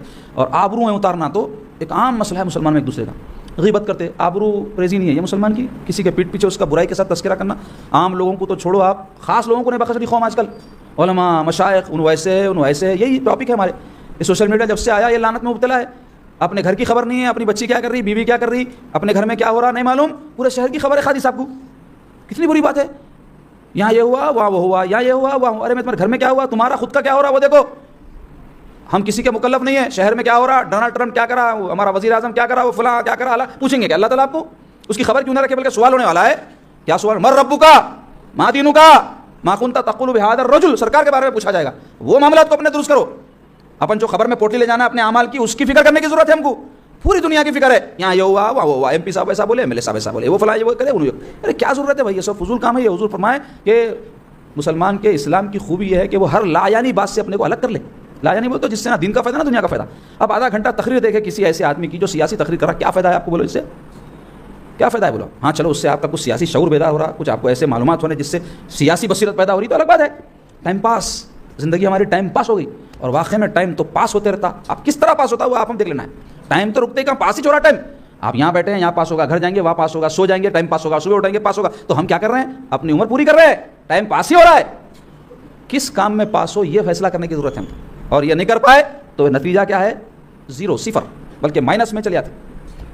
تو بہرحال عزیزو، ہمارے پیارے آقا صلی اللہ علیہ وسلم فرمائے آبرو حرام. پھر عورتوں کے حقوق بیان فرمائے، غلام خادموں کے حقوق بیان فرمائے، مل جل کے رہنے کا حکم فرمائے، قرآن کو مضبوطی سے پکڑے رہنے، حدیث کو، اہل بیت کو مضبوطی سے پکڑے رہنے کا حکم فرمائے. یہ سب کچھ ہوا. پھر پیارے آقا صلی اللہ علیہ وسلم جب حج کر کے واپس نکلے تو غدیر خم نام کا ایک تالاب تھا، وہاں پر حضرت مولا علی کے فضائل بیان فرمائے. کیونکہ حضور پاک صلی اللہ علیہ وسلم کو ایسی خبر ملی تھی کہ حضرت علی کے بارے میں لوگوں بعض بدگمانی پھیلا رہے. تو سرکار کے محبوب، اللہ کے محبوب، رسول کے محبوب اور محب، حدیث گزری نا ابھی خیبر کے تحت. تو حضور محسوس فرمائے کہ یہ غلط کر رہے ہیں. تو آپ حضرت علی کی شان بیان فرمائیں. اور کیا فرمایا؟ من کنت مولا فعلی مولا، میں جس کا مولا ہوں. مولا بولے تو میں جس کا جو ہے بڑا ہوں، میں جس کی نظر میں دوست ہوں، میں جس کی نظر میں عظمت والا ہوں، تو یقیناً علی بھی اس کی نظر میں عظمت والے ہیں، علی بھی اس کے دوست ہے، علی بھی جو ہے اس کے محبوب ہے. میں جس کا محبوب، علی اس کے محبوب ہے. یہ معنی اہل سنت کے نزدیک ہے. مولا علی کی شان یہ ہے کہ اگر کوئی سرکار سے محبت کا دعویٰ کرتا ہے اور حضرت علی کے بارے میں اس کے دل میں صفائی نہیں ہے تو انہیں مومن نہیں ہے. تو اہل بیت کی محبت کی تاکید فرمائے. اس موقع پر رسول اللہ سے 2 چیزیں مضبوط وزنی چھوڑے جا رہا ہوں، ایک قرآن، ایک فرمائے میرے اہل بیت، ان کو پکڑے رہو، ان کی تعلیمات، ان کی شخصیت، ان کی ذوات گرامی سے محبت رکھو، تاکید فرمائے. پھر پیارے آقا علیہ الصلوۃ والسلام مدینہ طیبہ کو تشریف لائے اور ہجرت کا 11واں سال پیارے آقا صلی اللہ علیہ وسلم کی حیات مبارکہ کا آخری سال ہے.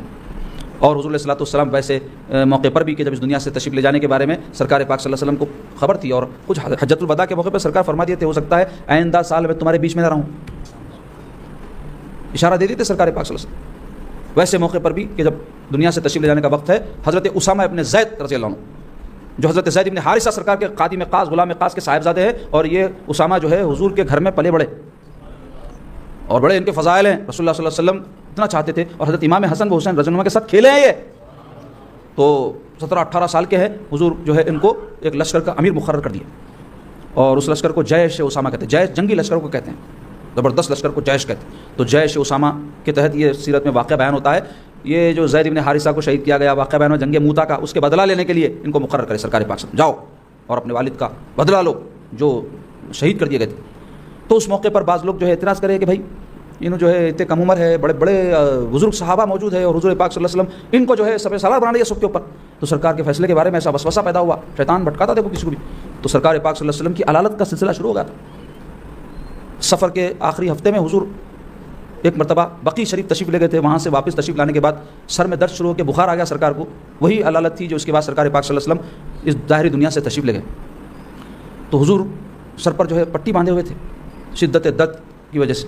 مگر حضور کو جب خبر ملی کہ اسامہ بن زید پر اعتراض کیا جا رہا ہے تو تشریف لائے، ممبر پر تشریف فرما ہو کر حضور خطاب فرمائے اور ارشاد فرمائے دیکھو اس کا باپ جو تھا زید وہ بھی ایک وفادار تھا اللہ اس کے رسول کا، اور اس میں بھی پوری صلاحیتیں تھیں، اور یہ ان کا بیٹا ہے اسامہ اس میں بھی پوری صلاحیت ہے، اور یہ بھی جو ہے جس کام کے لیے مقرر کیا گیا ہے اپنا کام بڑی اچھی طریقے سے کر سکتا ہے. تو اس سے کیا پتہ چلا کہ صلاحیتیں جس میں ہوتی ہیں اس کی عمر نہیں دیکھی جائے گی، اس کی صلاحیت سے فائدہ اٹھا. کئی لوگ ارے بچے ہیں ایسا بولتے نہیں، بولنا اچھی بات نہیں. اللہ جس کے اندر جو صلاحیت رکھا ہے اس کی صلاحیت کا اعتراف نہیں بھی کرے تو اعتراض بے جا نہیں کرنا. تو بہرحال حضور پاک صلی اللہ علیہ وسلم یہ ارشاد فرما کر اندر تشریف لے گئے. تو سرکار پاک علیہ الصلوۃ والسلام 20 یا 22 تاریخ کو جو ہے بقیع شریف تشریف لے جا کر واپس تشریف لانے کے بعد جو علالت کا سلسلہ چلا، تو جب تک حضور کی طاقت قائم تھی امامت کے لیے تشریف لایا کرتے تھے. جب کمزوری بڑھ گئی تو 17 نمازیں ایسی رہی جس کو حضرت ابوبکر صدیق حضور کے حکم سے امامت فرمائیں. پھر ایک دن ذرا افاقہ محسوس کرے پیارے آقا صلی اللہ علیہ وسلم ربیع الاول کے پہلے ہفتے میں، تو حضور نے فرمایا کہ کنوؤں کا پانی لاؤ. تو 7 کنوؤں کا پانی سرکار کی خدمت میں پیش کیا گیا. تو حضور اس سے غسل فرمائے اور ذرا طبیعت میں بشاشت محسوس کرے تو آپ مسجد نبوی میں تشریف لائے. اس وقت صحابہ جو ہے جماعت سے نماز ادا کر رہے تھے. سرکار کو دیکھتے ابوبکر صدیق رضی اللہ عنہ پیچھے ہٹنے لگے تو حضور اشارہ فرمائے کہ اپنے امامت کے مصلی پر کھڑے رہو. تو حضرت ابوبکر صدیق اشارے سے کہے کہ اللہ کے رسول کے ہوتے ہوئے ابوبکر کی کیا مجالے کھڑے رہے. پھر حضور پاک صلی اللہ علیہ وسلم مصلی امامت پر جا کر کے بیٹھ گئے اور بیٹھ کر حضور پاک صلی اللہ علیہ وسلم امامت فرمائے اور حضرت ابوبکر صدیق حضور کے پیچھے کھڑے رہے. اور حضرت ابوبکر صدیق کو دیکھ کر کے صحابہ جو ہے سارے حضور پاک صلی اللہ علیہ وسلم کی اقتدا کیے. یہ آخری نماز تھی جو سرکار پاک صلی اللہ علیہ وسلم کی امامت میں ادا کی گئی. پھر سرکار پاک علیہ الصلوۃ والسلام کا جو ہے علالت کا سلسلہ بڑھ گیا، یہاں تک کہ جس دن حضور اس دنیا سے تشریف لے گئے فجر کی نماز میں اپنے حجرہ پاک کا پردہ اٹھائے، کیونکہ مسجد نبوی ہی میں حضور کا حجرہ تھا. اور حضور کی علالت جب شروع ہوئی تو حضور علیہ الصلوۃ والسلام اس بات کو پسند فرمائے کہ حضرت عائشہ صدیقہ رضی اللہ تعالیٰ عنہا کے حجرے میں حضور منتقل ہو جائیں. حالانکہ حضور کی عادت مبارکہ تھی اپنے ازواج کی باریاں مقرر کر دیے تھے، جس کا جو دن تھا اس دن انہیں کے پاس قیام فرما رہتے تھے. لیکن علالت کی وجہ سے جب حضور فرمائے تو ساری ازواج عرض کی یا رسول اللہ آپ جو پسند فرمائے ہمیں پسند ہے.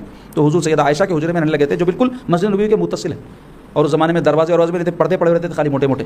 تو سرکار پاک صلی اللہ علیہ وسلم اپنے صحابہ کو دیکھنے کے لیے کہ وہ کیسے نماز پڑھ رہے ہیں، جیسے ہی جو ہے اپنے حجرہ پاک سے پردہ ہٹائے تو صحابہ اکرام نماز ہی کی حالت میں سرکار کا دیدار کرنے لگے.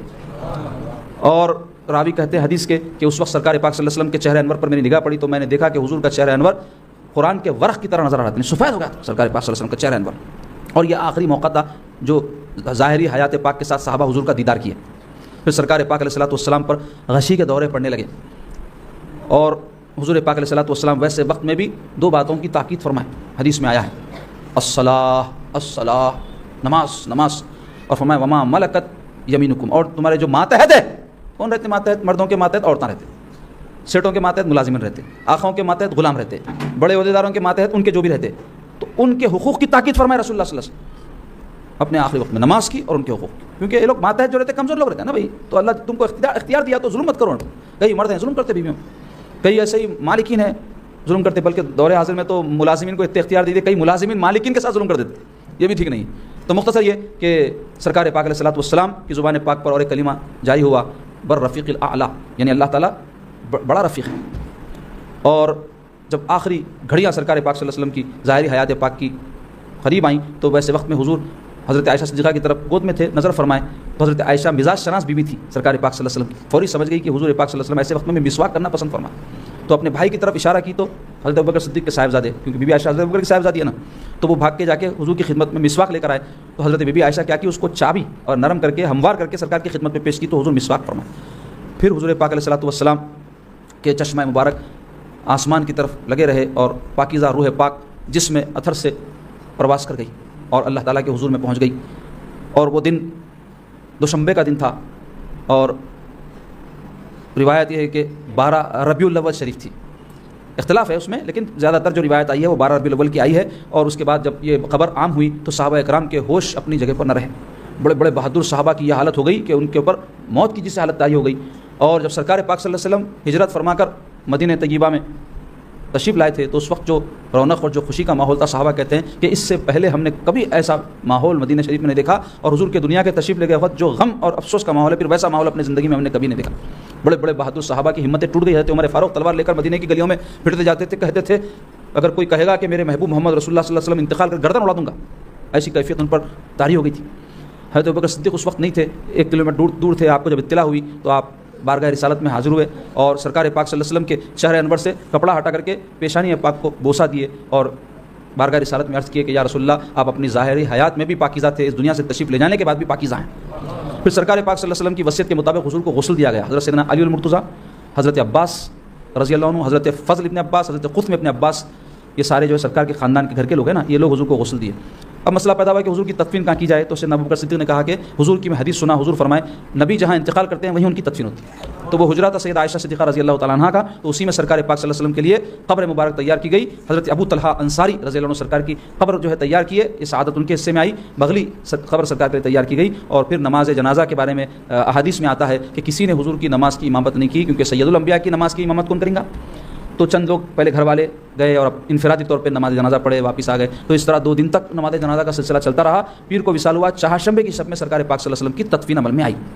تو یہ تھی میرے آقا علیہ الصلوۃ والسلام کی پاکیزہ سیرت مبارکہ، پاکیزہ زندگی، وہ زندگی جس کو قرآن نے اسوہ حسنہ کہا ہے، وہ زندگی جو قیامت تک کے لیے دائمی نمونہ عمل ہے، وہ زندگی کہ اس سے بہتر زندگی نہ اس سے پہلے کبھی ہے تھی، نہ اس کے بعد کبھی کسی کی رہے گی۔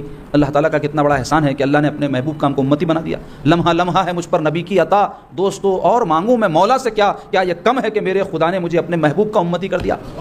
ایسی بڑی سعادت ہم کو نصیب ہو گئی، اس میں ہمارا کوئی عمل کا دخل ہے؟ کچھ بھی نہیں ہے، اللہ کی عنایت ہے، اس پر جتنا شکر ادا کرے کم ہے، اور ساتھ ساتھ جتنا اپنے آقا کی محبت اور ان کی اطاعت اور ان کی اتباع میں زندگی گزارے، ہمارے لیے دنیا اور آخرت کی کامیابی ہے۔ تو عزیزان گرامی، پچھلے 11 دنوں سے ابتدائی 5 دنوں میں تو سرکار پاک صلی اللہ علیہ وسلم کے فضائل و مناقب پر مختلف عنوانات پر میں نے خطاب کیا، پھر 6 دنوں سے سیرت طیبہ کو اختصار کے ساتھ آپ کے سامنے بیان کرنے کی سعادت حاصل کیا۔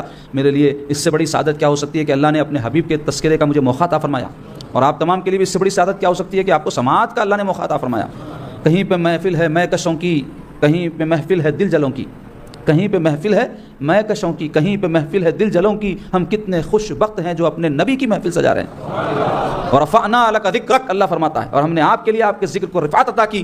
ہم سرکار پاک علیہ الصلوۃ والسلام کے ذکر کے لیے جمع ہوئے ہیں، جس کو اللہ نے رفعت عطا کی ہے۔ کتنی بڑی سعادت ہے، ایک لمحہ جو ہمارا اس میں کہنے اور سننے میں گزرا ہے، بہترین اوقات میں سے انشاءاللہ، اور یہی ہمارے لیے ذخیرہ آخرت ہے، ذخیرہ بخشش ہے۔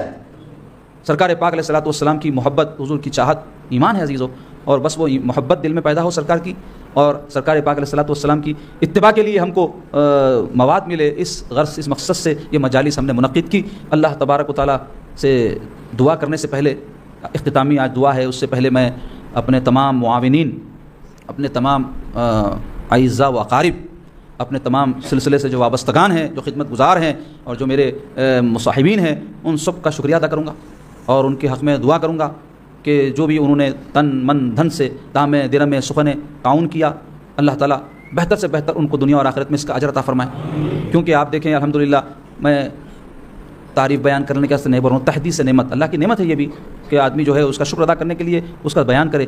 تحدیث نعمت کے طور پہ کہہ رہا ہوں کہ 11 دنوں سے جو لوگ شریک ہیں وہ جانتے ہیں کہ کس حسن و خوبی کے ساتھ، کس جو ہے حسن انتظام کے ساتھ الحمدللہ مجالس منعقد ہوئے، اور اللہ کا اتنا بڑا احسان ہے کہ ان 11 دنوں میں کبھی کوئی ایسی بات جو ہمارے بس میں نہیں ہے، جو ہم قابو نہیں کر سکتے، وہ پیش نہیں آئی۔ کبھی ایسا ہو جاتا نا، دیکھو خدا نہ خواستہ لائٹ بند ہو جائے، کیا کر سکتے آپ؟ مائک سسٹم فیل ہو جاتا، اوپر خواتین ہماری سینکڑوں کی تعداد میں بیٹھی ہوئی ہے، بیچاریاں سننے سے محروم ہو جاتی۔ اب ہم بول بھی لگا کے ایمپلیفائر کیا بولتے ہیں اس کو، بیٹری لگا کے رکھے، آدھا گھنٹے کے بعد میں انہیں پوچھ جاتی ہے۔ مگر 11 دنوں میں اللہ کا کرم نہیں ہے یہ کہ الحمدللہ ایسی کوئی بات نہیں ہوئی۔ 11 دنوں میں بارشیں ہوئی، کئی موقعوں پر دیکھنے میں آیا کہ بھگتے ہوئے ہمارے کئی بھائی کئی بہنیں شریک ہوئی، اور قابل تعریف، قابل تحسین، قابل تقلید ہے ہمارے وہ تمام معاونین جو ان 11 دنوں تک، تو میں خالی آپ کو یہاں اسٹیج پہ نظر آتے رہا، لیکن پورا کام لوگ کریں، کھانے کا انتظام، مائک کا انتظام، لائٹ کا انتظام، یہ سیٹ اپ سارا بچھانا اٹھانا، پھر روزانہ ہمارا صبح میں مطلب چلتا، اس کے لیے سب سیٹ اپ کر کے رکھنا، تو ان کے لیے تو میں کچھ دنیا میں بدل نہیں کر سکتا سوائے اس کے کہ میں دعا کر سکتا ہوں، اور وہی دعا کیا کروں گا، اللہ تعالیٰ سرکار کی محبت دلوں میں پیدا فرما دے، اور حضور کی محبت پہ ہمارا خاتمہ فرما دے، ان کا بھی، میرا بھی، آپ کا بھی، سب کا بھی۔ اس سے بڑی کوئی دعا ہو سکتی ہے ہمارے لیے؟ سب سے بڑی چیز یہ ہے نجات کے لیے سرکار کی محبت، حضور کی چاہت، اس کے واسطے دعا کروں گا، اور پھر دوسرے بھی جو تقاضے زندگی کے اللہ تعالیٰ وہ بھی ان کو نصیب فرمائے۔ تو بس دعا گو ہوں میں ان کے لیے، اور اللہ کے حضور میں سرکار پاک صلی اللہ علیہ وسلم کے وسیلے سے، حضور کی آل اور اصحاب کے وسیلے سے دعا کرتا ہوں کہ اے اللہ ہم گناہ گار ہیں، سیاہ کار ہیں، خطا کار ہیں، ناپکار ہیں، مولا آپ غفار ہیں، اے اللہ آپ ہم پہ مہربان ہیں، آپ رحمان ہیں، آپ رحیم ہیں، آپ ہمارے مالک و مولا ہے، اور ہم آپ کے محبوب کے غلام، ان کے امتی ہیں۔ اللہ ان کے صدقے و طفیل میں ہماری خطاؤں کو معاف فرمائیے، ہمارے گناہوں کو بخش دیجیے۔ اے اللہ ہمارے ان مجالس کو اپنے فضل سے اپنے حبیب کے صدقے میں قبول فرمائیے۔ ان مجالس کے انعقاد میں اے اللہ ہم سے جو کوتاہیاں ہیں اس کو معاف فرمائیے، کہنے میں اور سننے میں جو آداب ملوز رکھنا ہے اس میں جو کوتاہیاں ہوئی ہیں اور یقیناً ہوئی ہیں اللہ اس کو بخش دیجیے۔ اے اللہ آپ کے حبیب کی سیرت اور ان کی جو شان ہے، ان کا جو مرتبہ ہے، اس کے مطابق الفاظ لانا، اس کے بیان کرنے کے جو حقوق ہے اس کو ادا کرنا ہم جیسے مجبور ہوں، ہم جیسے کم علموں سے کیا ہو سکتا ہے مولا، اور ہم سے اس حوالے سے جو خطائیں ہوئی ہیں، جو غلطیاں ہوئی ہیں اس کو معاف فرمائیے، اس کو بخش دیجیے مولا۔ ان ذکر کے محافل کے طفیل ہماری بخشش فرما دیجیے، ہماری دنیا اور آخرت سنوار دیجیے، اپنے محبوب کے تذکرے کو سننے میں کبھی ہم کو خدا نہ خواستہ بیزاری نہ ہو ایسا بنا دیجیے۔